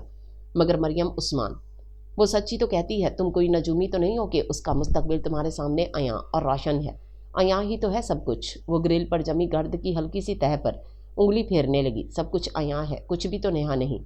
اس کی آواز پست اور بکھری ہوئی تھی۔ پھر مرتضیٰ کی اٹھی ہوئی نگاہوں سے نظریں کتراتے ہوئے بولی، اس کا مقصد حیات صرف دولت کا حصول ہے، چاہے وہ کسی طرح حاصل ہو۔ اسے دانیال آفریدی سے زیادہ اس کی کار کوٹھی نے اپنے سحر میں جکڑ لیا ہے، اور جو رشتہ اتنی ناپائیدار بنیاد پر استوار کیا جائے وہ کیسے اٹوٹ اور مضبوط مستقبل کی ضمانت ہو سکتا ہے؟ تم واقعی بہت سمجھدار ہو، مگر بہرحال غیب داں نہیں۔ وہ اس پر نگاہ ڈال کر ہنس دیا اور پھر جیب سے ہاتھ نکال کر چہرے پر یوں پھیرا جیسے کسی رنج کا تاثر مٹانا چاہ رہا ہو۔ تم یہ بھی کیسے دعویٰ کر سکتی ہو کہ وہ مجھ سے شادی کر کے تا عمر آسودہ اور خوش رہے گی؟ میں اس کے بہتر مستقبل کی ضمانت بن سکتا ہوں؟ یہ دعویٰ تو کوئی بھی نہیں کر سکتا نا۔ کچھ لمحے کے توقف کے بعد وہ ٹھہرے ہوئے لہجے میں بولا، پھر اس کی اپنی طرف اٹھنے والی نگاہوں میں سمٹے تحیر اور الجھن کو دیکھ کر مسکرا دیا، اور اسے یہ بازی کھیلنے دو مریم۔ ہر شخص کا فلسفہ حیات مختلف ہوتا ہے۔ ضروری نہیں جو ہم سوچ رہے ہوں ویسا ہی ہو۔ جو خدشے تمہیں ڈرا رہے ہیں وہ محض وقت کے ساتھ پانی کا بلبلہ ثابت ہوں۔ واقعی یہ کوئی خوشگوار موڑ ہو ندا کی زندگی میں انقلاب لانے کا۔ وہ اسے عجب نظروں سے دیکھتی رہی۔ وہ گہری سانس بھر کر ندا کے بند کمرے میں نگاہ ڈال کر باہر نکل گیا تھا۔ اس کی بائک سٹارٹ ہونے کی آواز آئی، تب تک وہ یوں ہی گرل میں انگلی پھنسائے کھڑی رہی اور پھر دھیرے سے ہنسی، مگر اس کی ہنسی روح سے خالی تھی۔ اس پیتل کے برتن کی طرح جسے کوئی ہلکے سے لڑکا دے تو وہ ٹھن ٹھن ذرا سا بچ کر تھم جائے۔ دانیال آفریدی خود کو سخت ٹینشن میں پا رہا تھا۔ وہ اسے سمجھا کر تھک گیا، مگر وہ تو جیسے اپنے فیصلے سے 1 انچ بھی ہٹنے کو تیار نہ تھی۔ غصہ بھی آ رہا تھا ندا عثمان پر۔ یہ اس کی عمر تو نہ تھی پرائے بچوں کی خاطر خود کو آگ میں جھونکنے کی۔ وہ اسے ہر طرح سے سمجھا چکا تھا، بالآخر ہتھیار ڈالنے پر مجبور ہو گیا۔ اس نے اس کو مقدر کا لکھا سمجھ لیا اور یہ بھی سوچ کر ایک طرح سے مطمئن ہو گیا کہ چلو بچوں کی طرف سے فکر کم ہو جائے گی۔ وہ ندا سے अटैच थे और निदा भी उनसे वालाहाना प्यार करती थी। क्या खबर कोई दूसरी औरत उसके बच्चों को ऐसा प्यार ना दे सके। यूं भी वो ये घूंट बच्चों की खातिर ही पी रहा था। दानियाल आफरीदी की सगी फुप्पो रिश्ता लेकर आई थी। अम्मी तो अंगश्त बदन्ना रह गई। 2 बच्चों का बाप उनकी बेटी से शादी का ख्वाहिशमंद था, जबकि उनकी बेटी अभी 22 की भी ना हुई थी। खूबसूरत जवान, पढ़ी लिखी और फिर सगी बहन के बेटे से मनसूब भी थी। वो क्यों कर इस रिश्ते में मामूली सी भी दिलचस्पी लेती। वो तो उसी वक्त इनकार करने के मूड में थी, मगर मरियम की तंबीह आमेज नज़रों ने इन्हें इस मौके पर कुछ बोलने से बाज रखा। ताहम वो पूरा वक्त उलझन में मुब्तला रहीं, और जो ही दानियाल आफरीदी की फुप्पी गईं, वो जैसे फट पड़ी। क्या सोच कर आई थी ये मातरमा? क्या जोड़ है मेरी बच्ची का इनके भतीजे से? कहाँ है निदा? इसे भी ज़रा पता तो चले कि जिनके बच्चों को वो खलूस और हमदर्दी में पढ़ाने जाती है, वो साहब तो जाने क्या उम्मीदें वाबस्ता करके चले आए रिश्ता लेकर। मरियम का दिल चाहा वो अम्मी की सादा लोही पर जी भर कर कह के लगाए, मगर बहरहाल ये सिचुएशन हंसने की नहीं थी, बल्कि संभालने की थी। वो खाली कोल्ड ड्रिंक की बोतलें किचन की स्लेब पर रख कर बाहर आकर बोली, निदा को खबर है, आप क्या बाखबर करेंगी? उसने फ्रिज से पानी की बोतल उनकी तरफ देखा, जो उसके जुमले पर एक टिक उसे घुरे जा रही थी। फिर नज़रें और मिलने और जल्दी से मरियम की नज़रें कतरा लेने पर इनके अंदर छनाका सा हुआ। तो क्या ये सब निदा की ईमा पर हुआ है? वो बोली तो उनकी आवाज़ में लर्जिश थी। मरियम ने आहिस्तगी से सर हिलाया, जैसे ये उसी की ख़ता हो। वो मरियम नहीं, निदा हो, मगर वो दिल से ख़ुद को इसलिए मुजरिम समझ रही थी कि उसे अब निदा की हमायत करनी थी, कि निदा ने रात भर रो रो कर उससे इल्तजा की थी। उसके सामने इतना सर पटका था कि वो बेबस हो गई थी। वो उसकी दुश्मन तो ना थी, उसकी सगी बहन थी, उसे जान से अजीज़ थी। उसके आंसू उसके दिल पर अंगारों की तरह गिरते थे, और उसने उसकी खातिर अम्मी को कायल करने की जिम्मेदारी ले ली थी। क्या वो नहीं जानती थी कि वो मुर्तज़ा से मंसूब है? अम्मी की आवाज़ उभरी और वो जानती थी अब इनके ना ख़त्म होने वाले सवालात का सिलसिला शुरू हो जाएगा। उसने आगे बढ़कर उनके कंधे पर नरमी से दबाव डाला। आप बैठ तो जाइए, फिर इत्मीनान से बातें करते हैं, उसने कहा। तो अम्मी ने कहर आलूद नज़रों से गोया उसे छेद डाला और झटके से उसका हाथ झटक दिया और पानी का ग्लास टेबल पर पटका। तो तुम भी शामिल हो उसके इस खेल में? तुम भी मरियम? अम्मी ठीक कहते हैं, लोग बेटियों को इतना पढ़ाना लिखाना ही नहीं चाहिए कि वो माँ बाप के फैसलों से इनहराफ करने लगें, खुद को अक्लमंद समझने लगें। बताओ क्या खराबी है मुर्तज़ा में? किस लिहाज से कम है कि वो कि उसे नज़रअंदाज करके इसने 2 बच्चों के बाप और अपनी उम्र से दुगने शख्स से शादी का सोचा। वो वहीं कुर्सी पर गिर सी गईं और सर हाथों में थाम लिया और फिर रोने लगीं। मरियम का दिल सीने की दीवारों में लहू लहू होकर रह गया। कितने दिल तोड़ोगी आपी? दौलत की मोहब्बत ने तुमसे रिश्तों की मोहब्बत ही छीन ली। उसने पर्दे की आड़ में खड़ी निदा को देखकर सोचा और फिर अम्मी के कदमों में बैठकर उनके जानों पर हाथ रखकर बोली, बहुत अच्छे हैं मुर्तज़ा भाई, मगर अम्मी आप ही ने इन्हें शुरू से ही इस रिश्ते से नापसंद किया है। वो इन्हें दिल से महज भाई समझती हैं। और ये कहते हुए उसकी आवाज़ लरज सी गई। अम्मी चुपचाप उसकी तरफ देखती रहीं। क्या हर्ज है अम्मी? ये तो अल्लाह ने भी हक दिया है औरत को कि वो अपने लिए बर ढूंढती फिरे, अच्छे ठुकरा कर दिल की फजूल ख्वाहिश पर चले। ये सरासर बेवकूफ़ी है। कहाँ है निदा? उसे बुलाओ मेरे पास। मैंने तो उसे बहुत समझाया है अम्मी, और वो कोई बच्ची नहीं है कि उस पर सख्ती की जाए। सख्ती उसे बागी कर देगी, उसे तनहा कर देगी, और उसे इस वक्त हम सब की ज़रूरत है, आपकी दुआओं की। देखिए अम्मी, उसने अम्मी को दरमियान में कुछ बोलते देख जैसे रोका और जल्दी से बोली, ये रिश्ते, ये ताल्लुकात ज़बरदस्ती नहीं बांधे जा सकते। क्यों आप उसके साथ मुर्तज़ा भाई को भी कांटों पर घसीटना चाहती हैं? और फिर वो भी जानते हैं, इसीलिए खामोशी से निदा के रास्ते से हट गए हैं। उसने नज़रें झुका लीं और ख़ुद को शदीद तरीन एहसास से बेबसी में मुब्तला महसूस किया।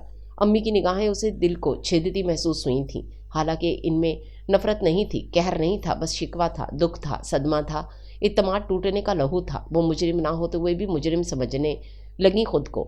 तुम तो बहुत समझदार और अक्लमंद थी मरियम, अब तुम ये कह रही हो? इतनी नादानी की बात नहीं। उन्होंने थक कर कुर्सी की पूछ से सर टिकाकर जैसे दर्द से फटते सर को संभालने के लिए आंखें मूंद लीं। उनके अंदर बहुत कुछ टूट गया था। और फिर वो निदा की खुदसरी से वाकिफ़ थी।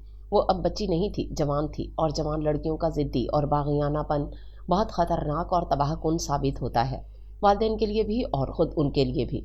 बहरहाल मैं मालूमात करूँगी कि उसने निदा का ही इंतखाब क्यों किया।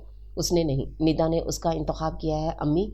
और मैं ये सच नहीं छुपा सकती कि वो अज़ खुद इस रिश्ते पर राज़ी नहीं था। ये सब निदा की कोशिशों से हुआ है। वो दौलतमंद है अम्मी, बहुत दौलतमंद, और निदा ने बहुत कारोबारी अंदाज से सोचा है। निदा ने झीम कर पर्दा गिरा लिया था, जबकि अम्मी मरियम की बात पर गुमसुम सी रह गई थीं। इनके लिए अब दानियाल आफरीदी को मुर्द इल्ज़ाम तो नहीं ठहरा सकती थीं। उसने तो निदा को हर मुमकिन तरीके से बाज रखना चाहा। फिर भी आप माँ हैं, अपने तौर से उसे समझाना चाहें तो मैं नहीं रोकूंगी, मगर ये कोशिश अबस ही होगी। वो अपनी जगह से उठकर वहाँ से चली गई। اس میں کم از کم اتنا حوصلہ نہیں تھا کہ وہ محبت کرنے والی نرم مزاج ہمدرد مخلص ماں کو اس بری طرح ٹوٹتے دیکھتی جس کی بیٹی اس چھوٹے سے مکان سے نفرت کرنے لگی تھی۔ اسے یہ گھر تنگ و تاریک لگنے لگا تھا، اسے یہ دیواریں نیچی لگنے لگی تھیں، اس لیے کہ اس کے خواب ان دیواروں سے زیادہ اونچے ہو گئے تھے۔ بالآخر مریم کی طرح امی کو بھی ہتھیار ڈالنے پڑے۔ ابو کو پتہ نہیں انہوں نے کیسے بنایا تھا۔ دانیال آفریدی کی طرف سے بہت سادگی سے رسمیں ادا کی گئیں۔ یہاں بھی کسی کو امنگ نہ تھی، امنگیں تو صرف ندا کے دل میں کروٹ لے رہی تھیں۔ بیش قیمت عروسی جوڑا، بری کے 3 بھرے بیگ، اور پھر لمبی سی گاڑی میں رخصت ہو کر جانا، گاڑی سے آہستہ پہراستہ بنگلے میں قدم رکھنا، جس کا ہر کمرہ مکمل فرنشڈ تھا، ہر شے پر اب اس کا حق تھا۔ اسے لگا تتلیاں اس کے ارد گرد رقص کر رہی ہیں، وہ سب کچھ بھول گئی، ان بچوں کو بھی جن کو سیڑھی بنا کر وہ اس منزل تک پہنچی تھی، مگر اس کے بھول جانے سے کیا ہوتا تھا؟ دانیال آفریدی تو ان بچوں کی خاطر ہی اسے یہاں لایا تھا، اپنا نام دیا تھا اور گھر کا اختیار سونپا تھا۔ وہ آفس جاتے جاتے اسے ضرور تاکید کر جاتا، بچوں کا خیال رکھنا، اور وہ خوش دلی سے سر ہلا دیتی، مگر رفتہ رفتہ اسے محسوس ہونے لگا کہ دانیال اسے بچوں کی گورننس سے زیادہ اہمیت نہیں دیتا۔ مگر ایسا بھی نہیں تھا، اس کی الماری نت نئے کپڑوں اور قیمتی چیزوں سے چھلکی پڑی تھی۔ ایک گاڑی اس کے استعمال میں رہنے لگی تھی، اسے جہاں جانا ہوتا وہ نکل کھڑی ہوتی، جب شاپنگ کرنا ہوتی اسے ڈھیر سارے روپے مل جاتے، مگر اسے لگا جیسے وہ یہ سب حاصل کرنے کے باوجود اتنی مسرور نہیں، اتنی مسرت محسوس نہیں کر رہی جتنا اس کے خیال میں کرنا چاہیے۔ ہر شے دسترس میں ہونے کے باوجود ایک کمی سی تھی، ایک خلا سا تھا، ایک اداسی تھی، دل یوں ہی خالی خالی ویران سا تھا۔ اس نے ایک روز اپنی یہ کیفیت مریم کے سامنے ظاہر کر دی۔ ایسا کیوں ہے مریم؟ یہ سب تو میرا خواب تھا، پھر میں خوش کیوں نہیں ہو پا رہی ہوں؟ اس نے اپنی کلائی میں دمکتی ڈھیر ساری سنہری چوڑیوں کو دیکھا، پھر دونوں ہاتھ پہلو میں گرا دیے اور دیوار سے پشت ٹکا لی۔ اس لیے آپی کہ تم نے بس یہی خواب دیکھے تھے، تم نے تن کو آباد کرنے کا سوچا، من کو نہیں۔ اس سے اور خوشی نہیں چاہیے۔ مریم کی بات 100% سچ تھی، مگر وہ تڑپ کر اسے جھٹلانے لگی۔ ایسا بھی کچھ نہیں تھا، میں صرف دولت مند اور امیر ہونا ہی تو نہیں چاہ رہی تھی، میں دانیال سے محبت۔ مریم کی خاموش نظریں اس پر جمی تھیں، اس کی نظریں جھک گئیں۔ ہاں میں سچ کہہ رہی ہوں۔ وہ اپنی آواز میں زیادہ زور پیدا نہ کر سکی، پھر یکدم جیسے مزاحمت کرنے والے انداز میں بولی، اتنا تو مجھے ملنا چاہیے جو میرا حق ہے، میں اپنا حق حاصل کر کے رہوں گی۔ میں اس کے بچوں کی گورننس نہیں ہوں، نہ اس کے گھر کا شو پیس کہ وہ مجھے سجا کر غافل ہو جائے۔ کون سا حق آپی؟ مریم نے انتہائی دکھ اور افسردگی سے پوچھا۔ تم تو اس حق سے شادی سے پہلے ہی دستبردار ہو چکی تھیں۔ بکواس ہے یہ سب، وہ میرا جذباتی پن تھا، اس طرح کہہ دینے سے کچھ نہیں ہوتا یہ تو۔ وہ ہاتھ اٹھا کر اس کی بات کاٹ کر غصے سے چیخی اور پھر پلٹ کر باہر نکل گئی۔ اسے اب بچوں سے نفرت سی ہونے لگی تھی۔ یوں بھی محبت تو کبھی تھی ہی نہیں، مگر اب اسے لگتا ہے جیسے یہ بچے ہی ہیں جن کی وجہ سے وہ دانیال سے دور ہے اب تک، اور دانیال آفریدی اس سے غافل ہے، اور اس کی زندگی میں جو خلا ہے، کمی ہے، دانیال آفریدی کی بے اعتنائی کا باعث ہی ہے۔ وہ اب اس سے الجھنے لگی تھی۔ میں گورننس نہیں ہوں، بچوں کی بیوی ہوں آپ کی، آپ مجھے اس گھر میں لا کر بھول گئے ہیں۔ اس روز دانیال آفریدی نے ایک انویٹیشن کارڈ لا کر اس کے سامنے رکھا، یہ کہتے ہوئے کہ تم بچوں کے ساتھ ہو آنا۔ میرے پاس تو وقت نہیں ہے، ورنہ پھوپھی جان ناراض ہوں گی۔ یہ کارڈ پھوپھی کے پوتے کے عقیقے کا تھا، مگر ندا نے یہ کارڈ اٹھا کر اس کے 4 ٹکڑے کر کے بیڈ پر پھینک دیے۔ وہ دنگ و خود رہ گیا، گو کہ کئی دنوں سے اس میں ہونے والی تبدیلیوں کو محسوس تو کر رہا تھا، مگر نظر انداز بھی کرتا آ رہا تھا۔ مگر آج کی یہ حرکت اسے قطعی گناہ گزری تھی۔ یہ کیا بدتمیزی ہے؟ اس گھر میں تمہیں کیا حاصل نہیں؟ پورے گھر کی مالک ہو۔ اس نے تمبی نظروں سے اسے دیکھا اور پھر اپنا کوٹ اٹھا کر ہینگر میں ڈالنے لگا۔ ہاں اگر گھر کی مالک ہوں، دیواروں کی مالک ہوں، گاڑی کی مالک ہوں۔ وہ استہزائیہ انداز میں ہنس پڑی۔ بس آپ کے دل کی مالک نہیں ہوں۔ ان خاموش اور بے جان چیزوں سے دل نہیں لگایا جا سکتا دانیال صاحب، شٹ اپ۔ وہ غصے سے پلٹا، پھر یکدم اپنی آواز کی اونچائی کا خیال کرتے ہوئے لہجے کو پست کر کے بولا، تم بچوں کو بھول رہی ہو۔ ان بے جان چیزوں کے علاوہ زندہ جیتے جاگتے انسان ہیں جن سے تم دل لگا سکتی ہو، بلکہ انہی کی محبت میں تم یہاں تک اس گھر میں آئی ہو۔ مت بھولو کہ میں تمہیں گھر میں بسانے کو لایا ہوں، دل میں نہیں۔ یہ بات میں پہلے ہی تم پر واضح کر چکا ہوں۔ وہ اپنا شلوار سوٹ اٹھا کر واش روم میں چلا گیا اور دروازہ زور سے بند کر دیا، اور اسے لگا جیسے اس نے غسل خانے کا نہیں اپنے دل کا دروازہ اس زور سے بند کیا ہو۔ مگر وہ ہارنا نہیں چاہتی تھی، یوں بھی صلح جوئی اس کی فطرت نہیں تھی، وہ ضدی اور خود سر تھی۔ اس نے بچوں سے کھلی بیزاری کا اظہار کرنا شروع کر دیا اور اب روز ہی اپنے حق کے لیے آواز اٹھانے لگی۔ اس روز اس نے کسی بات پر احمد کو تھپڑ مارنا چاہا کہ دانیال آفریدی نے اس کا اٹھا ہوا ہاتھ پکڑ کر ایک جھٹکے سے نیچے کر دیا۔ اس کی سنہری آنکھوں میں خون اتر آیا تھا اور جبڑے بھیج گئے تھے۔ اگر وہ اپنے اعصاب پر کنٹرول رکھنے والا آدمی نہ ہوتا تو شاید اسے پکڑ کر کئی تماچے جواباً اس کے منہ پر مار دیتا، مگر وہ عورت پر ہاتھ اٹھانا مردانگی نہیں کمینگی خیال کرتا تھا۔ وہ فطرتاً صلحجو اور نرم طبیعت کا تھا۔ اچانک اس افداد پر وہ لڑکھڑا کر قریبی دیوار سے لگ گئی۔ دانیال آفریدی اسے تعصب اور رنج سے ایک ٹک دیکھ رہا تھا۔ اسے دکھ احمد کو مارنے کے لیے ہاتھ اٹھانے سے زیادہ اعتبار ٹوٹنے پر ہوا تھا، اس کی اصلیت کھل جانے پر ہوا تھا، دھوکہ کھانے پر ہوا تھا۔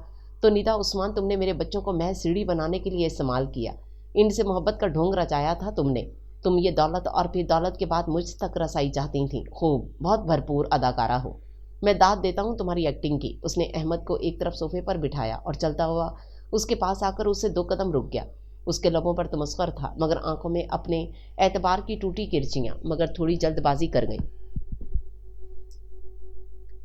کچھ عرصہ اور یہ اداکاری چلنے دیتی تو شاید اپنی منزل پا لینا چاہتی ہو۔ وہ اسے ایک ٹک دیکھ رہا تھا۔ وہ بے عنوان سی شرمندگی محسوس کر کے اس کے قریب سے نکل کر دور جا کھڑی ہوئی، پھر ہونٹ بھینچ کر بولی، جب سب کچھ کھل چکا ہے تو میں بھی بتا دوں کہ مجھے عمر بھر بچوں کی گورننس رہنا قبول نہیں ہے۔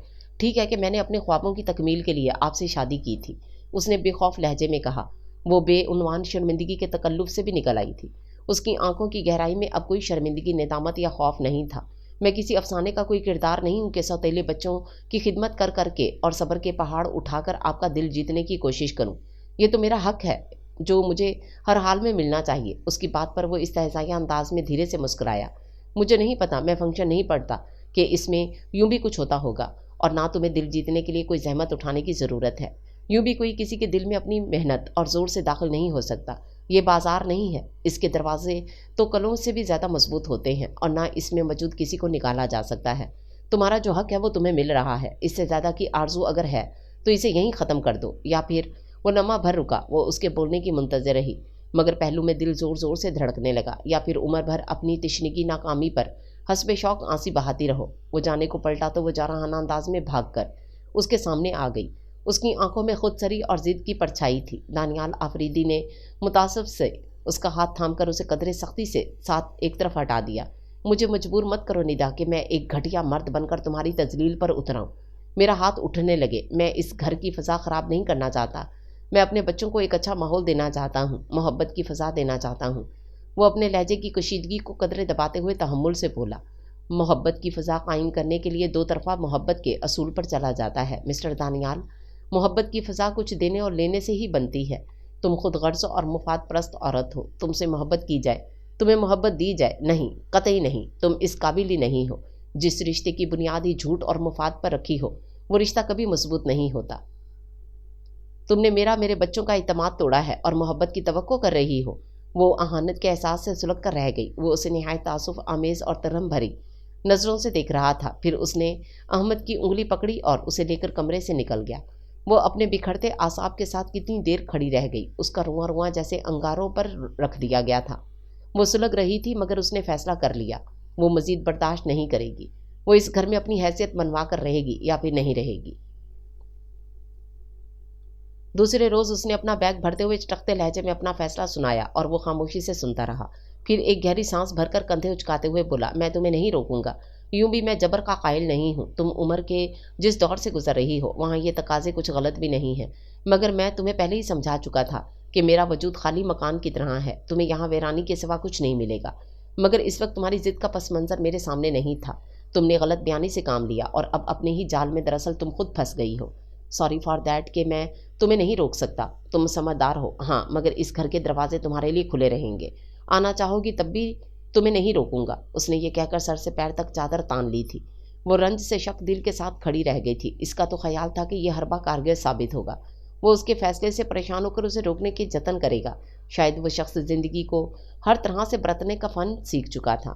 اور پھر وہ خاموشی سے اس گھر سے نکل آئی۔ کئی دنوں سے تو بچوں سے بھی ایسا رویہ روا رکھا تھا کہ وہ بھی اب اسے روکنے کی ہمت نہ کر پا رہے تھے۔ ایک اجنبیت اور خوف کی دیوار حائل ہو چکی تھی اس کے اور بچوں کے مابین۔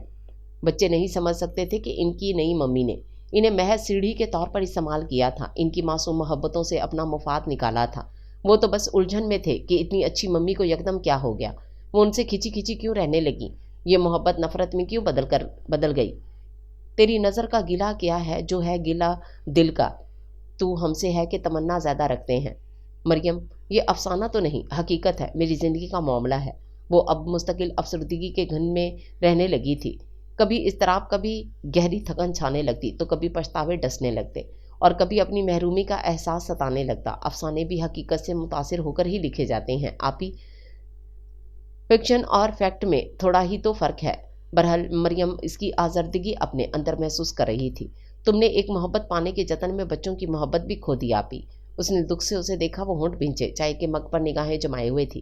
ایک دم سر اٹھا کر سلگتی نظروں سے مریم کو دیکھا اور بولی، وہ میرے بچے نہیں ہیں، پھر میں کیوں ان کی محبت حاصل کرنے کے جتن کروں؟ میرا خواب، میری آرزو یہ بچے کبھی نہیں رہے ہیں۔ میں اتنے بڑے دل کی نہیں ہوں۔ میں اس معاشرے کی ایک عام سی لڑکی ہوں، کوئی عظیم عورت نہیں۔ مجھ سے نہیں ہوتی بچوں کی چاکری۔ میں اس گھر میں صرف اپنے خوابوں کی تکمیل کے لیے گئی تھی، کسی دوسرے کی محرومی کو دور کرنے نہیں آئی تھی۔ وہ صرف لینے وصول کرنے کی تگ و دو میں تھی۔ وہ ایک عظیم عورت تو کیا، ایک عام سی صابر عورت بننے پر بھی تیار نہیں تھی۔ وہ چھین لینے کے در پہ تھی، مگر دانیال آفریدی کا دل کوئی چیز تو نہیں تھی کہ وہ اسے جھپٹ لیتی۔ آپشن میں رکھا ہوا مال تو نہیں تھی جو خرید لیتی۔ کسی کو پانے کے لیے تو اپنی ذات کو درمیان سے نکال دینا پڑتا ہے۔ ہزار قربانیاں مانگتی ہے یہ محبت۔ محبت کے راستے اتنے سہل کب ہیں آپی؟ یہ تو صرف دور سے پودے پر کھلا ہوا گلاب کا پھول دکھائی دیتی ہے جو آنکھوں کو دیکھنے سے بھلا لگتا ہے، مگر قریب جاؤ تو احساس ہوتا ہے اس پھول کو پانے کے لیے کتنے کانٹوں سے الجھنا پڑے گا۔ بے شک محبت چلچلاتی گرم صحرا میں ٹھنڈا میٹھا چشمہ بھی ہے، مگر اس نے وہیں دیوار سے پشت لگا کر آنکھیں موند لیں۔ محبت مڑتی ہے، مگر کبھی جو دل کے مندر میں کہیں پر ٹوٹ جائے تو محبت کانچ کی گڑیا فضاؤں میں کسی کے ہاتھ سے گر کر چھوٹ جائے تو محبت آبلہ ہے کرب کا اور پھوٹ جائے تو محبت روگ ہوتی ہے، محبت سوگ ہوتی ہے۔ اس کی آنکھ سے بے آواز پانی بہہ رہا تھا جیسے وہ ایک عرصے سے اپنے اندر اتارتی آئی تھی۔ وہ کالج گیٹ سے نکلی تو مرتضیٰ حسن کو بائک پر اپنا منتظر دیکھ کر چکرا کر رہ گئی۔ آپ پھر آ گئے؟ وہ اس کی طرف چلی آئی۔ وٹ ڈو یو مین پھر آ گئے؟ اس نے گھور کر اسے دیکھا۔ میں کوئی تھرڈ ریٹ عاشق ہوں جو تمہاری راہ میں آ جاتا ہوں تمہیں تنگ کرنے؟ خیر تھرڈ ریٹ عاشق تو نہیں ہے، مگر ان میں ضرور آ جاتے ہیں۔ وہ بھی اسے چھیڑنے کے غرض سے بولی، پھر قدرے سنجیدگی کے ساتھ بولی، اچھا نہیں لگتا مرتضیٰ بھائی اس طرح آپ کا کالج آنا اور میرا آپ کے ساتھ بیٹھنا؟ آپ کو پتہ نہیں یہاں لمحوں میں رنگین کہانیاں بن جاتی ہیں اور سب کے ہاتھ مشغلہ آ جاتا ہے۔ اس کے لہجے میں دبا دبا احتجاج تھا، مگر وہ بے پرواہی سے کندھے اچکا کر بائک سنبھال کر بیٹھ گیا۔ بننے دو، کیا حرج ہے؟ کبھی رنگین کہانی کا کردار بن جانے میں بھی مزہ ہے۔ ہاں حرج تو نہیں، بس ذرا بدنامی ہی تو ملے گی، تھوڑی رسوائی۔ وہ اسے خشمگی نظروں سے گھورنے لگی۔ سادہ سے سفید شلوار قمیض میں دھوپ سے نہائے پھول کی طرح دل آویز لگ رہی تھی۔ مرتضیٰ حسن نے چہرہ موڑ لیا اور اس کے بیٹھتے ہی بائک سٹارٹ کر دی۔ سنا نہیں تم نے، بدنام ہوئے تو کیا نام نہ ہوگا؟ مگر کس نے کہا مجھے نام کا شوق ہے؟ وہ ہوا سے اڑتی چادر سنبھالتے ہوئے بولی، بہرحال آئندہ محتاط رہیے گا۔ مثلاً کیسے؟ وہ بائک ہوا میں اڑاتا اسے غیر سنجیدگی سے پوچھنے لگا۔ برقع پہن کر آؤں یا سفید داڑھی اور سفید بالوں کے گیٹ اپ میں، تاکہ کوئی رنگین کہانی نہ بنے؟ اس نے کہتے ہوئے سائیڈ مرر سے اس کو دیکھا، پھر اس کے چہرے کے زاویے دیکھ کر ہنس پڑا۔ بائک اس نے ایک کیفے کے آگے روک دی اور اس کی نگاہوں میں ابھرنے والا سوال زبان سے ادا ہونے سے پہلے جلدی سے بولا، شدید قسم کی بھوک لگی ہے، دیکھو ذرا اپنی رسٹ واچ، یہ لنچ کا ٹائم ہی ہے نا؟ وہ یکدم سنجیدہ ہو گئی۔ آپ لنچ گھر پر بھی تناول فرما سکتے ہیں، یہاں آنا ضروری تو نہیں تھا؟ ضروری تھا، لنچ اتنا ضروری نہیں تھا جتنا یہاں آنا ضروری تھا۔ دراصل میں تم سے بات کرنا چاہتا ہوں اور وہ باتیں گھر پر نیتا کی موجودگی کے باعث نہیں ہو سکتی۔ بہرحال یہ بھی صحیح نہیں۔ وہ خفیف سی ناراضگی کے ساتھ بائک سے اتر کر جیسے بحالت مجبوری اس کے ساتھ چلنے لگی۔ وہ ضدی نہیں تھی اور نہ ہی اپنی بات منوانے کا ڈھنگ اسے آتا تھا۔ وہ خاموشی کی فضا میں لنچ کرتے رہے۔ پھر یکدم خیال آنے پر اس نے پانی کا گلاس اٹھاتے ہوئے مرتضیٰ حسن کی طرف دیکھا۔ آپ کو تو کچھ ضروری باتیں کرنا تھیں۔ اس کے استفسار پر اس نے گہری سانس بھری۔ تھینک گاڈ تمہیں یاد تو آیا، میں سمجھا ابھی کھا پی کر کہو گی اب گھر چلیں، اور میری تو مفت میں اتنی پاکٹ منی ماری جاتی۔ وہ جھیم کر ہنس پڑی۔ یہ آپ اتنے غیر سنجیدہ کب سے ہو گئے ہیں؟ اسے حقیقتاً حیرت ہوئی تھی۔ جب سے زندگی سے سمجھوتا کرنا سیکھ لیا ہے، اس نے کہا تو اس کا اٹھا ہوا سر اسی زاویے پر کچھ دیر ٹھہر گیا۔ وہ اس کے چہرے کی طرف دیکھتی رہی۔ ہاں مریم، جب سے یہ دل ٹوٹا، اور دل تو کیا یہ جو خواب بچپن سے دکھایا جا رہا تھا اسے یکدم چھین لیا جائے تو اذیت تو ہوتی ہے نا؟ میرے ساتھ بھی یہی ہوا۔ ایک نام سنتے سنتے آرزوؤں کا محل تعمیر ہو گیا تھا۔ ایک انس دھیرے دھیرے محبت میں بدلنے لگی تھی۔ وہ لمحہ بھر رکا۔ مریم نے کرب سے لب دانتوں میں دبا کر سر جھکا لیا اور بے حد اپنایت اور نرمی سے میز پر رکھے اس کے ہاتھ پر اپنا ہاتھ رکھ کر گویا بے نام سی تسلی دینا چاہی۔ اپنے گرم ہاتھ پر اس کا ٹھنڈے میٹھے چشمے جیسا ہاتھ کا لمس محسوس کر کے وہ چونک سا گیا، پھر ہولے سے مسکرا دیا۔ تھینک یو، مگر مریم اب میں اس اذیت سے نکل آیا ہوں۔ میں نے سوچا کہ زندگی صرف اپنی خواہشوں کے حصول میں تو نہیں کاٹ دینی چاہیے۔ ہمارا وجود بہت سے لوگوں سے وابستہ ہے، بہت سے لوگوں کی ہم سے خوشیاں، سکون اور وقار وابستہ ہے۔ یہ دیکھو، یہ سب لوگ جو ہمیں مطمئن نظر آتے ہیں، یہ ہمارا خیال ہے۔ ہر شخص اندر سے کچھ مضطرب، پریشان یا دکھی ہوگا۔ زندگی سیدھی سڑک کی مانند ہوتی تو شاید ایک جمود طاری ہوتا، دنیا اتنی رنگ برنگی نظر نہ آتی، ایک سا ہی رنگ چھایا رہتا، نہ امنگیں ہوتی، نہ خواہشیں جنم لیتی، نہ امیدوں کا کھیل ہوتا۔ یہی زندگی ہے، اور اس زندگی میں خوشیاں بھی ہیں اور دکھ بھی چھپے ہیں۔ مریم کھچے کھچے اعصاب کے ساتھ کچھ بے یقینی سے کیفیت میں جیسے بنا سانس لیے دیکھے جا رہی تھی۔ اس کے لہجے میں سنجیدگی تھی۔ مریم، جب علم ہو جائے کہ جسے آپ ہیرا سمجھ کر اس کے کھو جانے کا غم منا رہے تھے، وہ ہیرا نہیں عام سا پتھر ہے، تو کیا پھر بھی غم منایا جا سکتا ہے؟ وہ یکدم دونوں ہتھیلیاں میز کی سطح پر ٹکا کر اس کی کھلی آنکھوں میں جھانکتے ہوئے بولا تو وہ سٹ پٹا کر پیچھے ہو گئی۔ میں ندا کو پتھر نہیں کہہ رہا، مگر یہ ضرور کہوں گا کہ وہ گوہر نایاب بھی نہیں تھی۔ یہ تو مجھے اس وقت ہی احساس ہو گیا تھا جب اس کے قدم دانیال آفریدی کے بنگلے کی طرف گشاں پلیز سٹاپ اٹ۔ وہ جھٹکے سے کرسی دھکیل کر ایک دم کھڑی ہو گئی۔ مرتضیٰ نے دیکھا اس کا چہرہ سرخ ہو رہا تھا۔ یہ سرخی ناگواری کی تھی۔ آپ یہی باتیں کرنے لائے تھے مجھے یہاں؟ میری بہن کیا تھی، کیا ہے اور کیا نکلی، اس سے اب آپ کو غرض نہیں ہونی چاہیے۔ وہ باوجود ضبط کے غصے میں آ گئی، مگر وہ قطعی برا مانے بغیر بے حد نرمی سے بولا، سوری، میرا مقصد تمہیں ہرٹ کرنا نہیں تھا، بیٹھ جاؤ، باتیں تو مجھے کچھ اور ہی کرنی تھیں۔ اس کے لبوں کی تراش میں پھیلی مسکراہٹ کچھ خوشگوار ہو گئی۔ وہ سلگ کر رہ گئی۔ مثلاً کیا؟ اس کا انداز پھاڑ کھانے والا تھا۔ وہ بے دلی سے بیٹھ گئی۔ میں دانیال آفریدی سے ملا تھا۔ اس کے بیٹھنے پر وہ اصل موضوع پر آیا جس کے لیے وہ اسے یہاں لایا تھا۔ اس کی بات پر وہ چونکی۔ کب؟ کل شام تقریباً 1 گھنٹہ ہم دونوں یہاں اتفاق سے اسی میز پر باتیں کرتے رہے۔ اس کے لہجے میں گہری سنجیدگی تھی۔ کیا کہہ رہے تھے دانیال بھائی؟ وہ دھڑکتے دل کے ساتھ پوچھنے لگی، مگر مرتضیٰ جواب دینے کے بجائے کرسی کی پشت سے ٹیک لگا کر کچھ دیر خاموشی سے اس کی طرف دیکھتا رہا، پھر یوں گہری سانس بھر کر مسکرایا جیسے انتہائی بچکانہ سوال سن لیا ہو۔ کیا کہنا ہے انہیں؟ ندا عورت ہو کر انا اور ضد دکھا رہی ہے تو وہ تو مرد ہے، اور اس کا تو اعتبار توڑا گیا ہے، اسے دھوکہ دیا گیا ہے۔ مگر ندا تو نادان ہے۔ وہ نادان نہیں ہے نا؟ وہ بےتابی سے بولی، جس پر مرتضیٰ نے اسے عجیب سی نظروں سے دیکھا، جس پر وہ خجل سی ہو کر رہ گئی۔ نادانی میں کوئی کسی کو دھوکہ نہیں دیتا، اور ان ننھے بچوں کو جسے اس نے اپنا کر اب تنہا کر ڈالا، سائے کا احساس دلا کر دھوپ میں کھلا چھوڑ دیا، کیا قصور ہے ان معصوم بچوں کا؟ جبکہ دانیال نے پہلے ہی اس پر واضح کر دیا تھا کہ وہ اسے عزت دے گا، محبت نہیں، اور اس وقت اس کا تقاضا بھی محبت نہیں تھا۔ پھر تقاضے کیوں بڑھ گئے؟ اور وہ بولتے بولتے ایک دم ہونٹ بھینچ کر چپ ہو گیا۔ وہ سر جھکا کر آنکھوں میں امڑنے والے آنسوں کو نہ روک پائی۔ مریم، اسے سمجھاؤ کہ وہ اس گھر میں چلی جائے، ابھی دروازے کھلے ہیں، ایسا نہ ہو کہ یہ راستہ بھی گم کر دے۔ دولت، عزت، محبت، سب کچھ تو یکمشت ہاتھ نہیں آ جاتا نا، کسی ایک کو تو قربانی دینا پڑتی ہے۔ وہ متاسف گہری سانس کے ساتھ جیسے ذہن سے ساری تلخی، ساری کبیدگی اور رنجیدگی کو خارج کرتے ہوئے اس کی طرف دیکھا جو ایک دم بجھی اور خاموش دل گرفتہ نظر آ رہی تھی۔ اس کا دل چاہا وہ بے حد نرمی کے ساتھ اس کے بھیگے چہرے کو اپنی انگلیوں کے پوروں سے پہنچ دے، مگر پھر یکدم اس نے ہونٹ بھینچ کر رخ موڑ لیا اور بائک سٹارٹ کر دی۔ دوسرے روز مریم نے خود دانیال آفریدی سے رابطہ کیا۔ وہ مریم کی بے حد عزت کرتا تھا، اسے بالکل چھوٹی بہن کی طرح سمجھتا تھا۔ دیکھو مریم، تمہارے، میرے یا مرتضیٰ کے چاہنے سے کچھ نہیں ہوگا۔ ندا کیا چاہتی ہے میں نے کہا نا، میرے گھر کے دروازے کھلے ہیں اس کے لیے، اگر وہ آنا چاہے تو ضرور آ جائے۔ میں نے اس سے شادی کی ہے، کوئی کاروباری ڈیلنگ نہیں کی۔ یہ گھر جتنا میرا ہے اتنا ہی اس کا بھی ہے۔ وہ بے حد ملائمت سے بات کر رہا تھا۔ وہ خود شرمندہ سی ہو گئی۔ کیا آپ خود ندا کو آ کر اسے منا کر نہیں لے جا سکتے؟ وہ قدرے ڈرتے ہوئے بولی تو لمحہ بھر اس طرف خاموشی چھا گئی۔ شاید اسے مریم کا لحاظ نہ ہوتا تو وہ کوئی سخت بات کہہ دیتا، تاہم تحمل سے بولا، ہمارے درمیان ایسا کوئی تعلق نہیں ہے مریم۔ اس کا لہجہ سپاٹ تھا، یوں بھی یہ غرض کا رشتہ سمجھ لو۔ اسے دولت کی ضرورت تھی، مجھے میرے بچوں کے لیے گورننس کی۔ اس کا انداز شفاف تھا۔ بے شک وہ لمحے آپ دونوں کو غرض کی زنجیروں سے جکڑے تھے، مگر کوئی بھی دو انسان اتنا عرصہ ایک دوسرے کے ساتھ رہتے ہوئے گزاریں تو ان کے درمیان ایک طرح کی یگانت پیدا ہو جاتی ہے۔ وہ ایک دوسرے پر انحصار کرنے لگتے ہیں۔ دلی تعلق نہ ہونے کے باوجود ایک اعتبار کا رشتہ قائم ہو جاتا ہے۔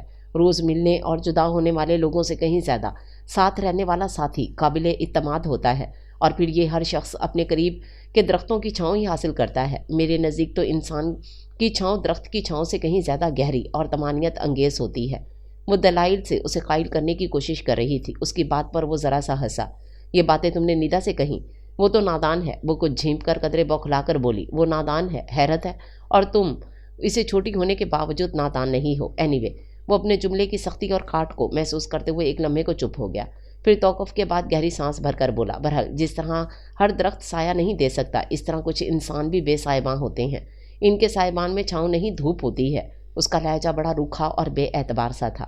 وہ افسردگی سے ریسیور کو گھورنے لگی۔ یوں بھی اعتبار زبردستی یا کسی دھمکی سے حاصل نہیں کیا جا سکتا، یہ تو مقابل کی سوچ میں دھیرے دھیرے اترتا ہے، جیسے ڈھلتی رات کی مدھم تاریکی میں سورج کی نرم روشن کرن دھیرے دھیرے اتر کر تاریکی کا سینہ چیر دیتی ہے۔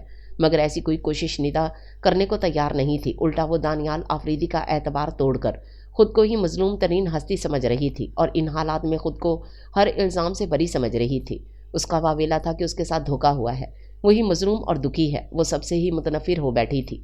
مریم نے ریسیور رکھتے ہوئے سوچا کہ اسے بھی اب چپ ہو کر بیٹھ جانا چاہیے، ہو سکتا ہے کہ اس کا فیصلہ وقت خود اپنے ساتھ لے کر آئے۔ وہ ابھی اپنا کالج کا جرنل مکمل کر کے لیٹی تھی اور عادت کے مطابق ہلکی آواز سے ریڈیو کھول رکھا تھا، تب امی کمرے میں داخل ہوئیں اور اس کے پلنگ کے آخری سرے پر بیٹھ گئیں تو وہ چونکی، آنکھوں سے بازو ہٹایا، پھر اٹھ کر بیٹھ گئی۔ کیا بات ہے امی؟ میں تو سمجھی آپ سو رہی ہوں گی۔ کہاں دن میں سونا، اب تو راتوں کی بھی نیندیں اڑ گئی ہیں۔ وہ گہری سانس بھر کر پلنگ کی چادر پر ہاتھ پھیرنے لگی، پھر خیال آنے پر اس کے چہرے کی طرف دیکھتے ہوئے دھیرے سے بولی، مریم کچھ کہنا تھا تم سے۔ اس نے نرمی سے ان کے ہاتھ پر اپنا ہاتھ رکھ دیا۔ ہاں ماں ہو کر اجازت طلب کر رہی ہیں، کیوں شرمندہ کر رہی ہیں امی؟ کہیے، بے دھڑک کہیے۔ اس کا لہجہ تسلی آمیز تھا۔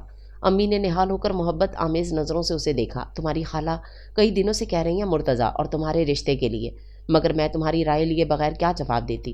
اس کے اعصاب پر گویا بم گرا تھا، وہ گمسم سی رہ گئی۔ اس نے کھچے کھچے اعصاب کے ساتھ سخت بوجھل انداز میں امی کی طرف دیکھا، جنہوں نے نگاہیں ملنے پر چہرہ جھکا لیا تھا۔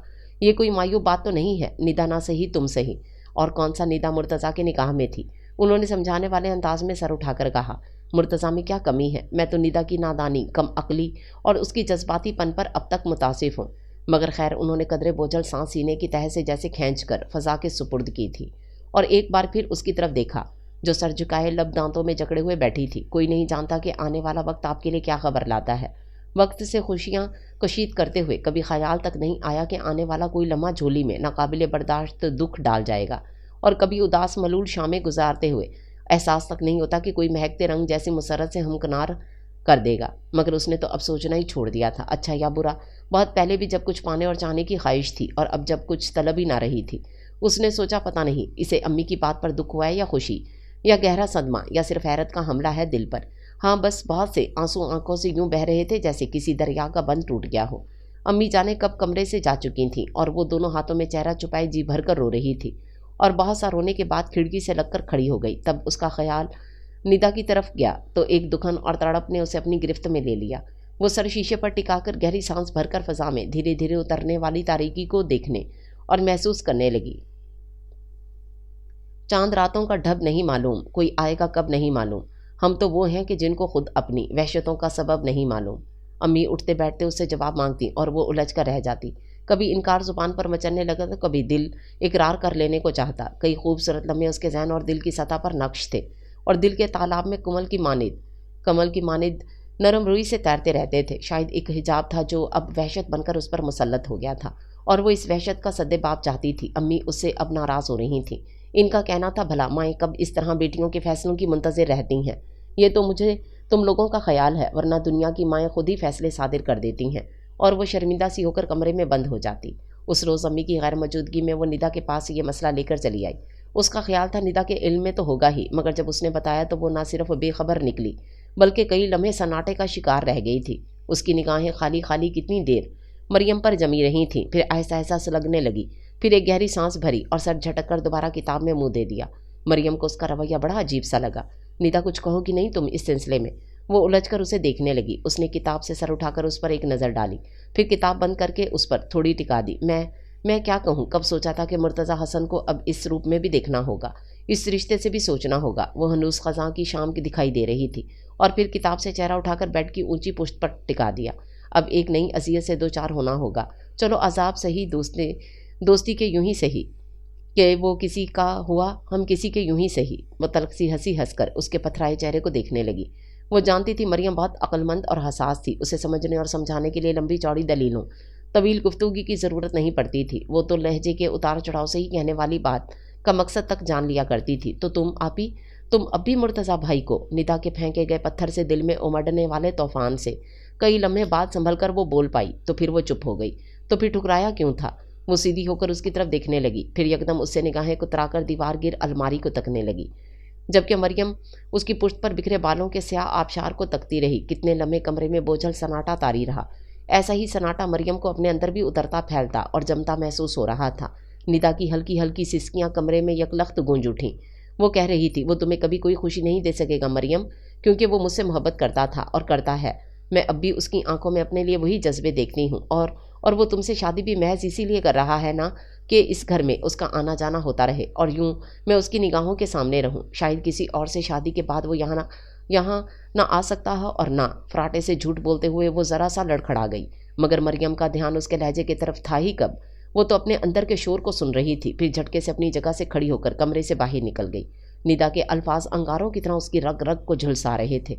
उसने अपने कमरे तक का फासला यूं तय किया जैसे लंबी लंबी मुसाफतें तय करके आई हो, ढेर सारी थकन समेट कर आई हो, पैर छलनी हो गए हों, हलक में कांटे पड़ गए हों। एक बेचारगी सी उसने होठों को भींच लिया। यकदम उसका दिल चाह वो कमरे में मौजूद हर शय को तहस नहस कर डाले। जिस तरह निदा के जुमलों ने उसके अंदर तक तबाही मचा डाली थी, इसी तरह वो हर जगह तबाही ले आए। फिर उसने ऐसा कर भी डाला। अपने अख्तियार में आई हर चीज़ को उठाकर फेंकना शुरू कर दिया। राइटिंग टेबल पर सजी किताबें, कलमदान, घड़ी सब फर्श पर पटक दी। पलंग पर रखे तकिए उठाकर दीवारों पर दे मारे। गुलदान से फूल नोचकर गुलदान उठाकर दीवार पर दे मारे। बोतल से मिनी प्लांट का पत्ता पत्ता नोच लिया और खाली बोतल फर्श पर पटक दी। रंगीन पानी फर्श पर बिखर गया और उसने वहीं बिखरे कांच और रंगीन पानी के पास बैठकर दोनों हाथों में चेहरा ढांप लिया। इस तरह तो नहीं सोचा था कभी मुर्तज़ा हसन। तुम्हें पाने की एक ख्वाहिश हमेशा कंदील की तरह मेरे अंदर जलती रही थी, तब भी जब तुम आप ही की मंजिल थे और अब भी जब इनकी ज़िंदगी से निकल गए। मगर इस तरह महज तुम्हारी मजरूर रूह का निवाला बनने का ख्वाब तो नहीं देखा था। उसके अंदर दूर तक उदासी फैल गई। वो सारी कंदील, सारे दिए एक एक करके बुझते चले गए। सारी उम्मीदों के रंग उड़ने लगे, ख्वाहिशों के दरख्त बांझ होते दिखाई देने लगे और अंदर हवाओं के जनाटेदार थपेड़े चलने लगे। वो एकदम मुजम्मल दिखाई देने लगी, यूं जैसे बिल्कुल खाली हो गई हो।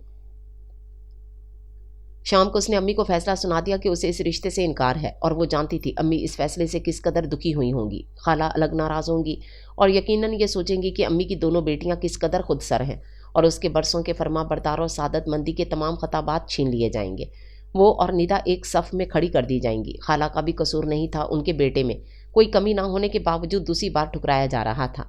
वो अम्मी को अपने इनकार का कोई जवाब ना दे सकी, बस ये कह दिया था प्लीज़ मुझसे अब तकरार ना की जाए। फिर कमरे में जाकर आंखों पर बाजू धर के लेट गई। इसमें अम्मी के चेहरे पर एक निगाह डालने का भी यारा नहीं था।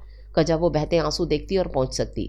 दिल ऐसे शहर के पागल हो जाने के मंजर भूलने में अभी कुछ दिन लगेंगे, जहाँ रंग के सारे खसो खाशाक सब सरो सनोबर भूलने में अभी कुछ दिन लगेंगे। थके हारे हुए ख्वाबों के साहिल पर कहीं उम्मीद का छोटा सा एक घर बनते बनते रह गया है। वो एक घर भूलने में अभी कुछ दिन लगेंगे।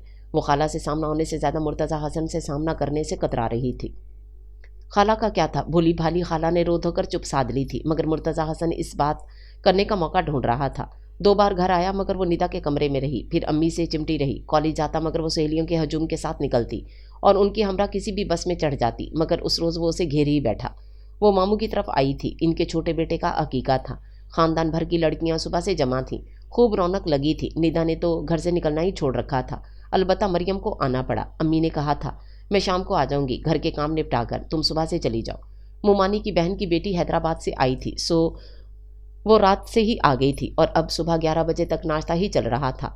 वो नाश्ता करके घर से आई थी, सो इस वक्त नाश्ता सर्व कर रही थी सबको। सुमन आपा का छोटा बेटा उसके पास आया। मरियम आपा, आपको वजाहत मामू बुला रहे हैं बाहर लॉन में। खैरियत? वो अच्छा, चाय मांग रहे होंगे। वो पहले चौंकी फिर मुस्कुरा दी। वो वजाहत भाई के शौक से आशना थी। 2 ही शौक थे उनके, एक क्रिकेट और दूसरा स्ट्रांग सी चाय। वो चाय का मग भरकर बाहर आई, मगर पूरा लॉन वीरान पड़ा था।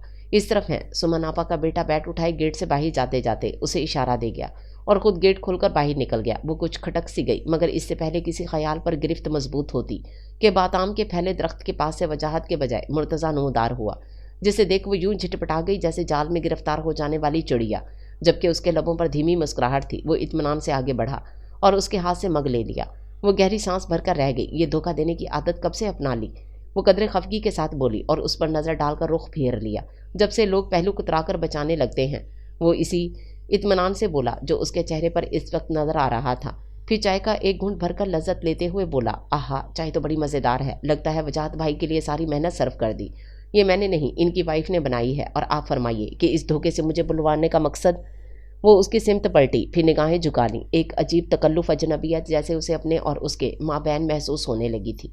شاید اس کی طرف سے نئے رشتے کے استوار کرنے کی خواہش کے اظہار نے لمحوں میں ہی اس بے تکلفی کو کاٹ کر رکھ دیا تھا جو برسوں سے ان کے درمیان تھی۔ اب ایک حجاب، ایک جھجک اور اجنبیت کی فضا چھا گئی تھی دل پر۔ بزدل لوگوں کی طرح یہاں وہاں مجھ سے بھاگتی کیوں پھر رہی ہو تم؟ وہ چائے کا مگ گھاس پر رکھ کر اس کی طرف دیکھ کر بولا۔ میں کیوں بھاگتی پھروں گی؟ کیا مطلب ہے آپ کا اس سے؟ وہ سٹ پٹا کر اس کی طرف دیکھنے لگی، مگر اس کے لبوں کی تراش میں بکھرنے والی مسکراہٹ نے اسے سر جھکانے پر مجبور کر دیا، اور یہ مجبوری اسے اپنے دل پر برچھی کی طرح لگی تھی۔ وہ جھنجھنا سی گئی تھی۔ کیا کہنا چاہتے ہیں آپ، اور کیوں بلایا ہے مجھے یہاں؟ صرف یہ پوچھنے کے لیے کہ اس انکار کی وجہ۔ خالہ بتا رہی تھی کہ انکار تمہاری طرف سے ہوا ہے۔ یوں تو مجھے بھی پورا یقین ہے کہ انکار تمہاری طرف سے ہی ہوا ہے، ورنہ خالہ ایسی حماقت کا ثبوت نہیں دے سکتی تھیں۔ پوچھنا تو مجھے چاہیے کہ کیا سمجھ کر آپ نے مجھے پرپوز کیا تھا؟ کیا حق پہنچتا تھا آپ کو اس بات کا؟ کس کی اجازت سے؟ ایک منٹ۔ اس نے ہاتھ اٹھا کر اسے بولنے سے روک دیا اور ٹراؤزر کی جیبوں میں ہاتھ ڈال کر اسے بغور دیکھتے ہوئے بولا، یہ حق تو مجھے حاصل ہے، تم چھیننے سے نہیں، بلکہ ہر شخص اپنی سوچ اور اپنی خواہشوں پر اختیار رکھتا ہے۔ تم کسی کے دل پر پابندی نہیں لگا سکتی، کسی کی خواہش کو دبا نہیں سکتی، اس کی تکمیل کے لیے اسے جائز قدم اٹھانے سے نہیں روک سکتی، اور یہ اختیار مجھے بھی حاصل ہے کہ میں اپنی ماں کو کسی بھی لڑکی کا رشتہ دینے کے لیے بھیج سکتا ہوں۔ اس نے بھویں چڑھا کر اس پر استفہامیہ نگاہ ڈالی۔ اس کی بات پر وہ ذرا سا مسکرائی اور سر ہلانے لگی۔ ہے، بالکل ہے، مگر مسٹر مرتضیٰ حسن، اگر میرے اختیار شروع ہو جاتے ہیں اور مجھے بھی یہی حق حاصل ہے کہ میں کسی بھی رشتے کو اپنے لیے پسند کروں یا مسترد کر دوں، سو میں نے یہ اختیار استعمال کیا ہے۔ مریم، وہ لمحہ بھر لاجواب سا ہو کر اسے ہولے سے پکار کر رہ گیا، پھر گہری سانس بھر کر الجھ کر اس کی طرف دیکھنے لگا۔ یہی تو پوچھنا چاہتا ہوں، اس انکار کی وجہ۔ اور سنو، وہ ہاتھ اٹھا کر جلال سے بولا، تم بھی یکدم پوچھنا چاہو گی کہ میرے پرپوزل بھیجنے کی وجہ؟ تو کئی وجوہات ہیں، اگر سننا چاہو تو بتاؤں؟ اس کے لہجے اور نگاہوں میں جانے کیا تھا۔ اس نے چہرے پر گرم گرم خون گردش کرتا محسوس کیا۔ وہ پلکیں چپکا کر انگلیاں مسلتے ہوئے رخ موڑ کر بولی، نہیں، اس بحث میں میں نہیں پڑھنا چاہتی، بس میں نہیں کرنا چاہتی آپ سے شادی، اور یوں بھی جب تک ندا آپی اپنے گھر آباد نہیں ہو جاتی، میں اس گھر میں اپنے لیے کوئی خوشی نہیں ڈھونڈنا چاہتی۔ اس کا انداز ڈرو ٹوک تھا۔ کیا پاگل پن ہے یہ؟ ندا کہاں سے آ گئی بیچ میں؟ وہ جھنجھلا کر اسے گھرنے لگا۔ ندا ہمیشہ سے درمیان میں ہی تو ہے اور شاید رہے گی۔ اس کا لہجہ دھیما تھا اور نگاہیں درخت کے تنے پر جمی تھی۔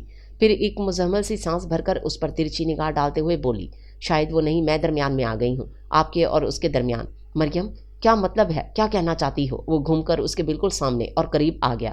ندا کا قصہ ختم ہو چکا ہے، یہ تمہیں خبر ہے؟ اس وقت ندا کا کیا ذکر؟ مجھے بے وقوف مت بنائیے مرتضیٰ حسن۔ وہ چیخی پڑی اور اس پر سلگتی نظریں ڈال کر بولی، ندا آپ کی محبت ہے اور رہے گی، آپ مجھے لفظوں سے بہلا نہیں سکتے۔ آپ چور دروازے سے اب بھی ندا کا قرب۔ مریم، مریم، آگے ایک لفظ بھی مت کہنا، وہ بھڑک کر چلایا، مگر وہ قطعی متاثر نہ ہوئی اور مزید ایک قدم آگے بڑھ کر اس کے چہرے پر بڑی مجروح نگاہ ڈال کر بولی، کیوں نہ کہوں گی کہ آپ مجھے محض سیڑھی بنا رہے ہیں تاکہ اس تک، مگر اس کا جملہ ادھورا رہ گیا۔ اس نے زور سے اسے دیوار کی طرف دھکیل دیا تھا۔ وہ لڑکھڑا کر دیوار سے جا ٹکرائی۔ تم مریم اتنی گھٹیا، اتنی پست بات بھی کہہ سکتی ہو؟ نہیں، یہ تم جیسی لڑکی کی سوچ نہیں ہو سکتی، ہرگز نہیں۔ اتنے پست خیال تم ہو ہی نہیں سکتی مریم، میں یقین نہیں کر سکتا۔ وہ شدید ترین احساس ذلت سے گویا تڑپ گیا تھا۔ اس کی آنکھوں میں کھولن کے ساتھ تحیر آمیز بے یقینی تھی جس نے مریم کی پیشانی کو ارک ریز کر دیا تھا۔ وہ ہونٹ کاٹتی رخ پھیرنے لگی کہ اس نے اپنی دونوں ہتھیلیاں اس کے کندھوں پر جماتے ہوئے جھٹکے سے اس کا رخ اپنی طرف کیا۔ میری طرف دیکھو، میری آنکھوں میں آنکھیں ڈال کر کہو کہ یہ بات تمہارے ذہن میں کیوں کر آئی، اور یہ تمہاری ہی ذہن کی پیداوار ہے یا؟ مریم نے گھبرا کر نظریں چرا لیں۔ اس کی آنکھوں سے کئی قطرے بے اختیار ہی پھسل پڑے۔ ندا نے کہی ہے نا یہ بات، ہے نا مریم، ادھر دیکھو۔ وہ اسے جھٹکا دیتے ہوئے چلایا تو اس نے گھبرا کر اس کے منہ پر اپنا ہاتھ رکھ دیا، مگر دوسرے پل اس کی گرفت سے تڑپتی مچھلی کی طرح نکل کر پیچھے ہٹی اور پلٹ کر تقریباً بھاگتے ہوئے لان کراس کر گئی۔ وہ ہونٹ بھینچے کشیدہ اعصاب کے ساتھ اسے بھاگتے دیکھتا رہا۔ اسے لگا جیسے اس کی رگوں میں دوڑتا ہوا خون اس کی دماغ میں ٹھوکریں مار رہا ہو۔ اسے اپنی کن پٹیاں سلگتی محسوس ہونے لگیں اور اس کھلی فضا میں بھی اسے اپنا دم گھٹتا ہوا محسوس ہونے لگا۔ بجائے اندر جانے کے وہیں سے باہر کا رخ کیا اور بائک نکال کر لے اڑا۔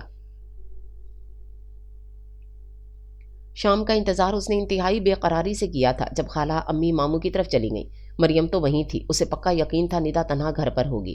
دروازہ اسی نے کھولا۔ اپنے سامنے مرتضیٰ کو دیکھ کر پہلے جھٹ پٹائی، پھر جلدی سے دروازے سے ہٹ کر اسے اندر آنے کا راستہ دیتے ہوئے خوشگواری سے اس کی طرف دیکھنے لگی۔ امی اور مریم تو ماموں کی طرف گئی ہیں۔ ہاں مجھے معلوم ہے، وہ سپاٹ لہجے میں کہتا اندر آ گیا اور پیر سے دروازہ بند کر دیا۔ وہ اسے بے خودی کسی کیفیت میں تکے جا رہی تھی۔ ماضی سے وابستہ کچھ یادیں دھیرے دھیرے چاپ دینے لگیں۔ اسے ایک دم اپنا دل کچھ معمول سے ہٹ کر دھڑکتا محسوس ہونے لگا۔ اسے ماضی کے مرتضیٰ حسن کی وارفتہ نگاہیں، وہ معنی خیز جملے یاد آنے لگے۔ لبوں پر خود بخود مدھم سی مسکراہٹ ابھر آئی۔ کیسے ہو؟ اندر آؤ، مجھ سے ملنے آئے ہو؟ وہ احساس تفاخر سے بولی۔ چاہے جانے کی آرزو ہر ایک کو ہوتی ہے، چاہے کسی بھی رشتے سے اسے چاہا جائے، اور اس کے اندر تو کچھ زیادہ ہی تھی۔ وہ ہر رشتے کی محبت اور عقیدت و ممنونیت کے بجائے تفاخر سے سمیٹتی آئی تھی، حق کی طرح وصول کرتی آئی تھی، جبکہ وہ ہونٹ بھینچ کر اس پر ایک جلتی سلگتی نگاہ ڈال کر رہ گیا۔ میں جانتی ہوں مرتضیٰ، تم دل کے ہاتھوں مجبور ہو کر چلے آئے ہو۔ اف، یہ محبت بڑا ہی پاگل جذبہ ہے۔ یہ سیلاب بلا کی طرح وارد ہوتا ہے اور اپنے سامنے کسی دیوار، کسی رکاوٹ کو نہیں دیکھتا، اسے بھی بہا لے جاتا ہے۔ وہ آنکھوں میں خمار بھر کر اسے اپنائیت آمیز احساس کے ساتھ دیکھنے لگی، پھر ایک گہری سانس بھر کر بولی، میں کس قدر ناقدر ہوں مرتضیٰ کہ تمہاری محبت کو ٹھکرا بیٹھی، اسی لیے تو اب اپنے فیصلے پر پچھتا رہی ہوں۔ تم آئے ہو تو یقین کرو، ایسا لگ رہا ہے جیسے تھکی ہوئی روح کو سکون میسر آ گیا ہو۔ وہ اپنے اندر کی کھولن پر قابو نہیں رکھ سکا اور پوری طاقت سے ایک تھپڑ اس کے دائیں رخسار پر دے مارا۔ یہ حملہ بالکل اچانک اور غیر متوقع تھا۔ وہ لڑکھڑا کر کرسی سے ٹکرائی اور تخت پر جا گری، پھر پریشان ہو کر پھٹی پھٹی آنکھوں سے اس کی طرف دیکھنے لگی جہاں نفرت اور غصے کے شعلے اٹھ رہے تھے۔ میں جتنا افسوس کروں، جتنا ماتم کروں ماضی کے لمحوں پر جو تم سے محبت کرنے میں، تمہارے بارے میں سوچنے میں گزار دیے، اتنا ہی کم ہے۔ تم جیسی لڑکی کبھی میری توجہ کا مرکز رہی، کبھی میری سوچوں کا محور رہی۔ ان گھڑیوں پر تھوکنے کو دل چاہتا ہے۔ تم ندا عثمان، محبت تو کیا میری نفرت کے بھی قابل نہیں رہی ہو۔ پہلے ہی غصے میں تھا، اس کے اس اپنائیت پن نے گویا چلتی پر تیل کا کام کیا تھا۔ کیا غلط کہا ہے میں نے؟ تم میرے لیے نہیں آئے، مجھے اب بھی نہیں چاہتے؟ وہ اپنی جگہ سے کھڑی ہو گئی۔ Shut up! اس نے کھولتی نظروں سے اسے دیکھا۔ اتنی پستی میں مت اترو ندا کہ مجھے اس گھر اور گھر والوں کی پاکیزگی پر شک ہونے لگے۔ تم جس روز دانیال آفریدی کی بیوی بنی تھی، اس روز کے بعد میں نے تمہیں پھر کبھی اس رشتے سے نہیں دیکھا، کیونکہ ہر رشتہ سوچ سے جنم لیتا ہے اور مجھے ہمیشہ صاف اور روشن راستہ پسند تھا۔ جو ہو گیا اسے مان لیا، جو میرے بخت سے نکل گیا اسے بھلا دیا۔ میں منافق نہیں ہوں، مگر جو احترام تھا آج تک، وہ بھی آج ختم ہو گیا ہے۔ تم تو اس قابل بھی نہیں ہو کہ تم سے نفرت بھی کی جائے۔ تم خود غرض عورت ہو، جس کے نزدیک ہمیشہ اپنی منشا اپنی غرض رہی ہے۔ تم میں اور مریم میں زمین آسمان کا فرق ہے۔ کاش میں مریم کو اپنا کر فیصلہ بہت پہلے کر لیتا۔ اس کے لہجے میں چنگاریاں بھڑک رہی تھیں جو اڑ اڑ کر گویا ندا کو اپنے جسم و جان میں پیوست ہوتی محسوس ہو رہی تھیں۔ کیوں جھوٹ بولا تم نے مریم سے؟ اتنا پست الزام لگایا تم نے میری ذات پر۔ میرا دل چاہتا ہے ندا، تمہیں وہ شدید ترین ملال کے احساس کے ساتھ اسے دیکھنے لگا۔ اس نے جلدی سے نگاہیں جھکا کر رخ پھیر لیا۔ کس کو دھوکہ دو گی ندا؟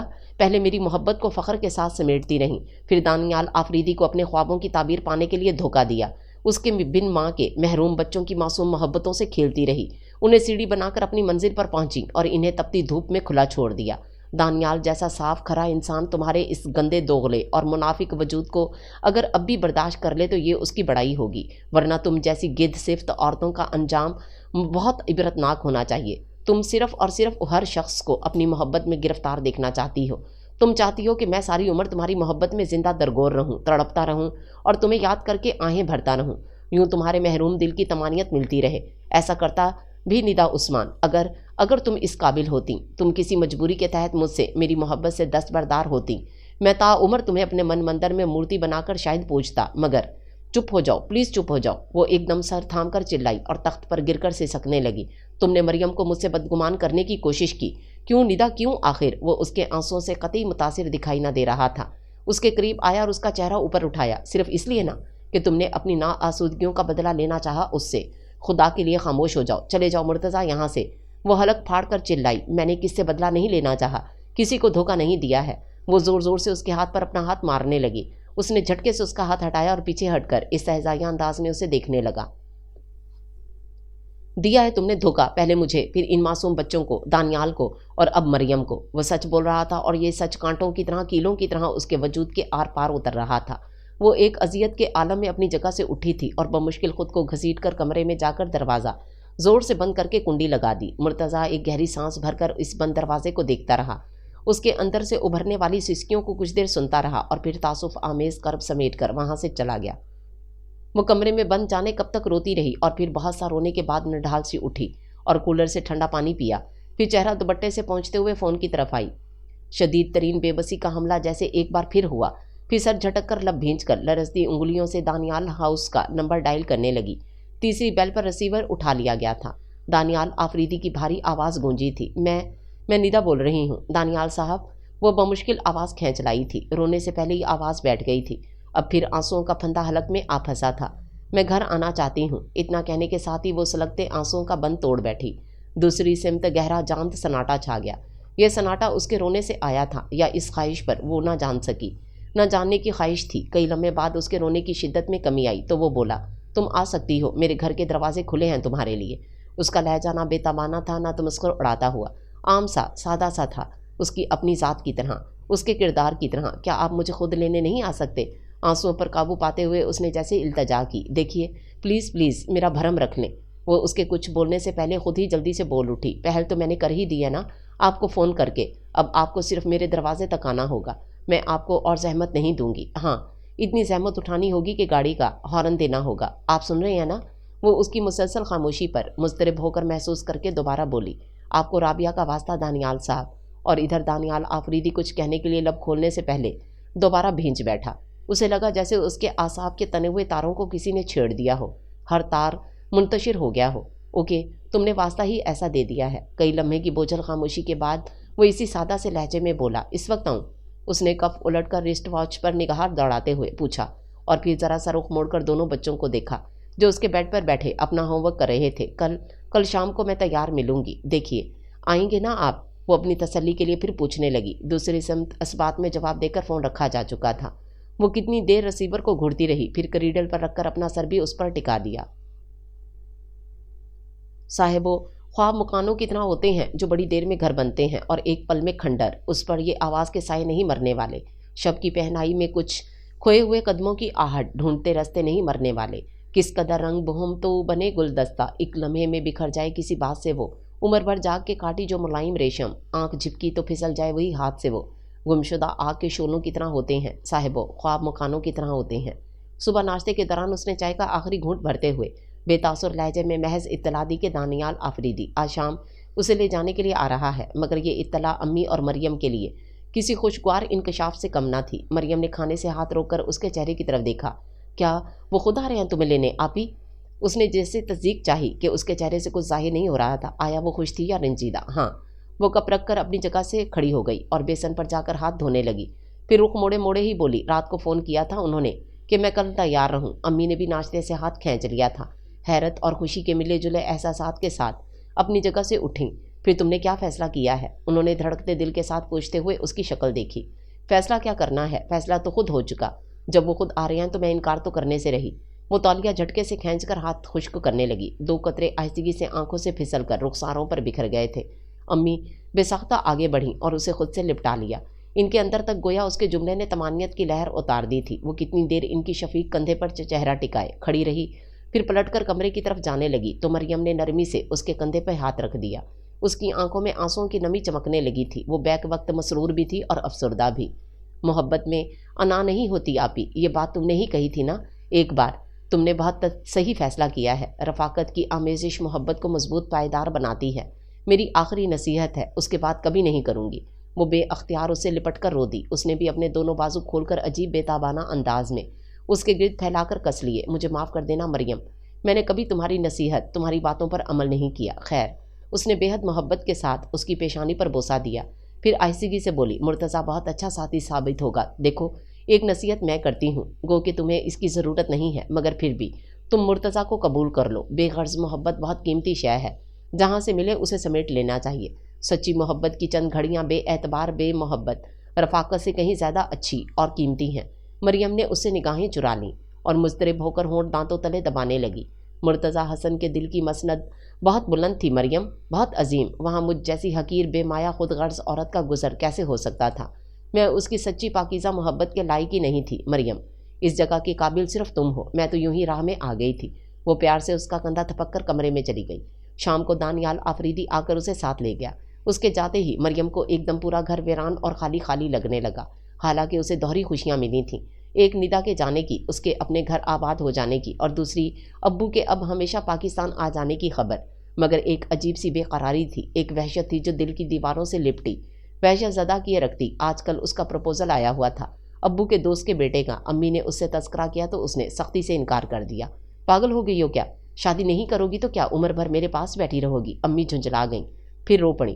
तुम भी मरियम, तुम भी नीता की तरह अब मुझे सताने लगी हो। तुम ऐसी तो ना थी मरियम, कभी ऐसी तो ना थी। इतनी जिद्दी, इतनी खुदसर। वो बेचारगी आमेज करब से होंठ भींच कर वहाँ से हट गई। मैं जिस्म जान के तमाम रिश्तों से उसे चाहता हूँ, नहीं समझता कि ऐसा क्यों है। ना कदो खाल का जमाल उसमें, ना जिंदगी का कमाल कोई। जो कोई उसमें हुनर भी होगा तो मुझको इसकी खबर नहीं है।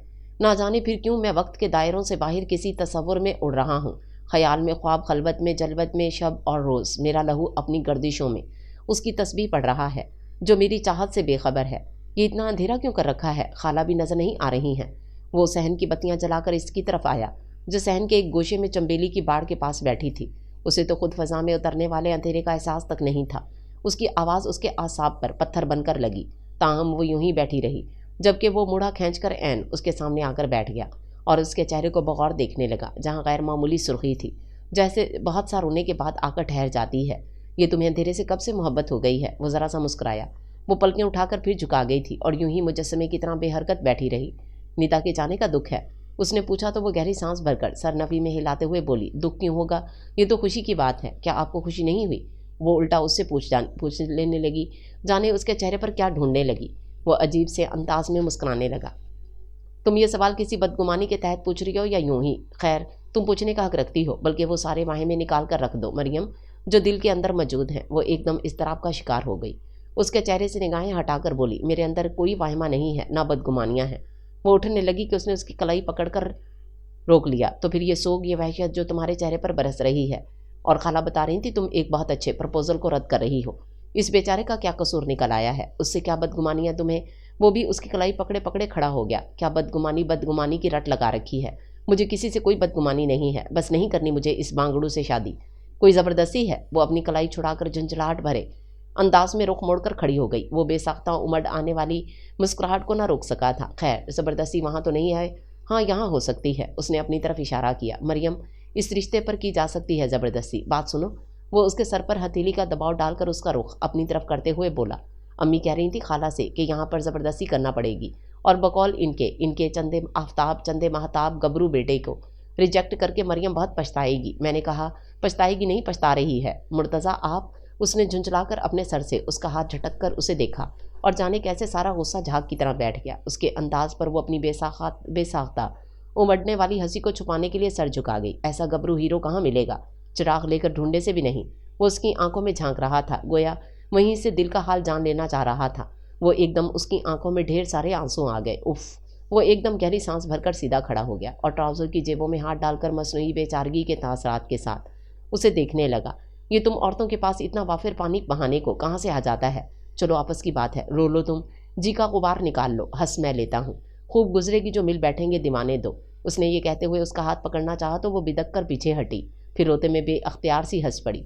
इन आंसुओं में सारी बदगुमानियाँ, सारी वहशत धुल गई थी। बड़ी ताज़ा मुस्कुराहट थी। मुर्तज़ा को पूरा सहन ही निखरा निखरा लगने लगा। वो सीने पर बाजू लपेट कर दिलचस्पी से उसे देखने लगा। चाय पियेंगे आप? वो अपने दिल की हालत संभालते हुए उसकी महवियत तोड़ने के लिए बोली। वो आंखों में शरारत भरकर उसे बगौर देखते हुए सर हिलाने लगा। हाँ बिल्कुल, अगर चाह के साथ दो तो। चाह आपको अम्मी से मिल जाएगी, अलबत्ता चाय मैं दे सकती हूँ। ये कहते हुए वो हंसी दबाकर जल्दी से किचन की तरफ पलट गई।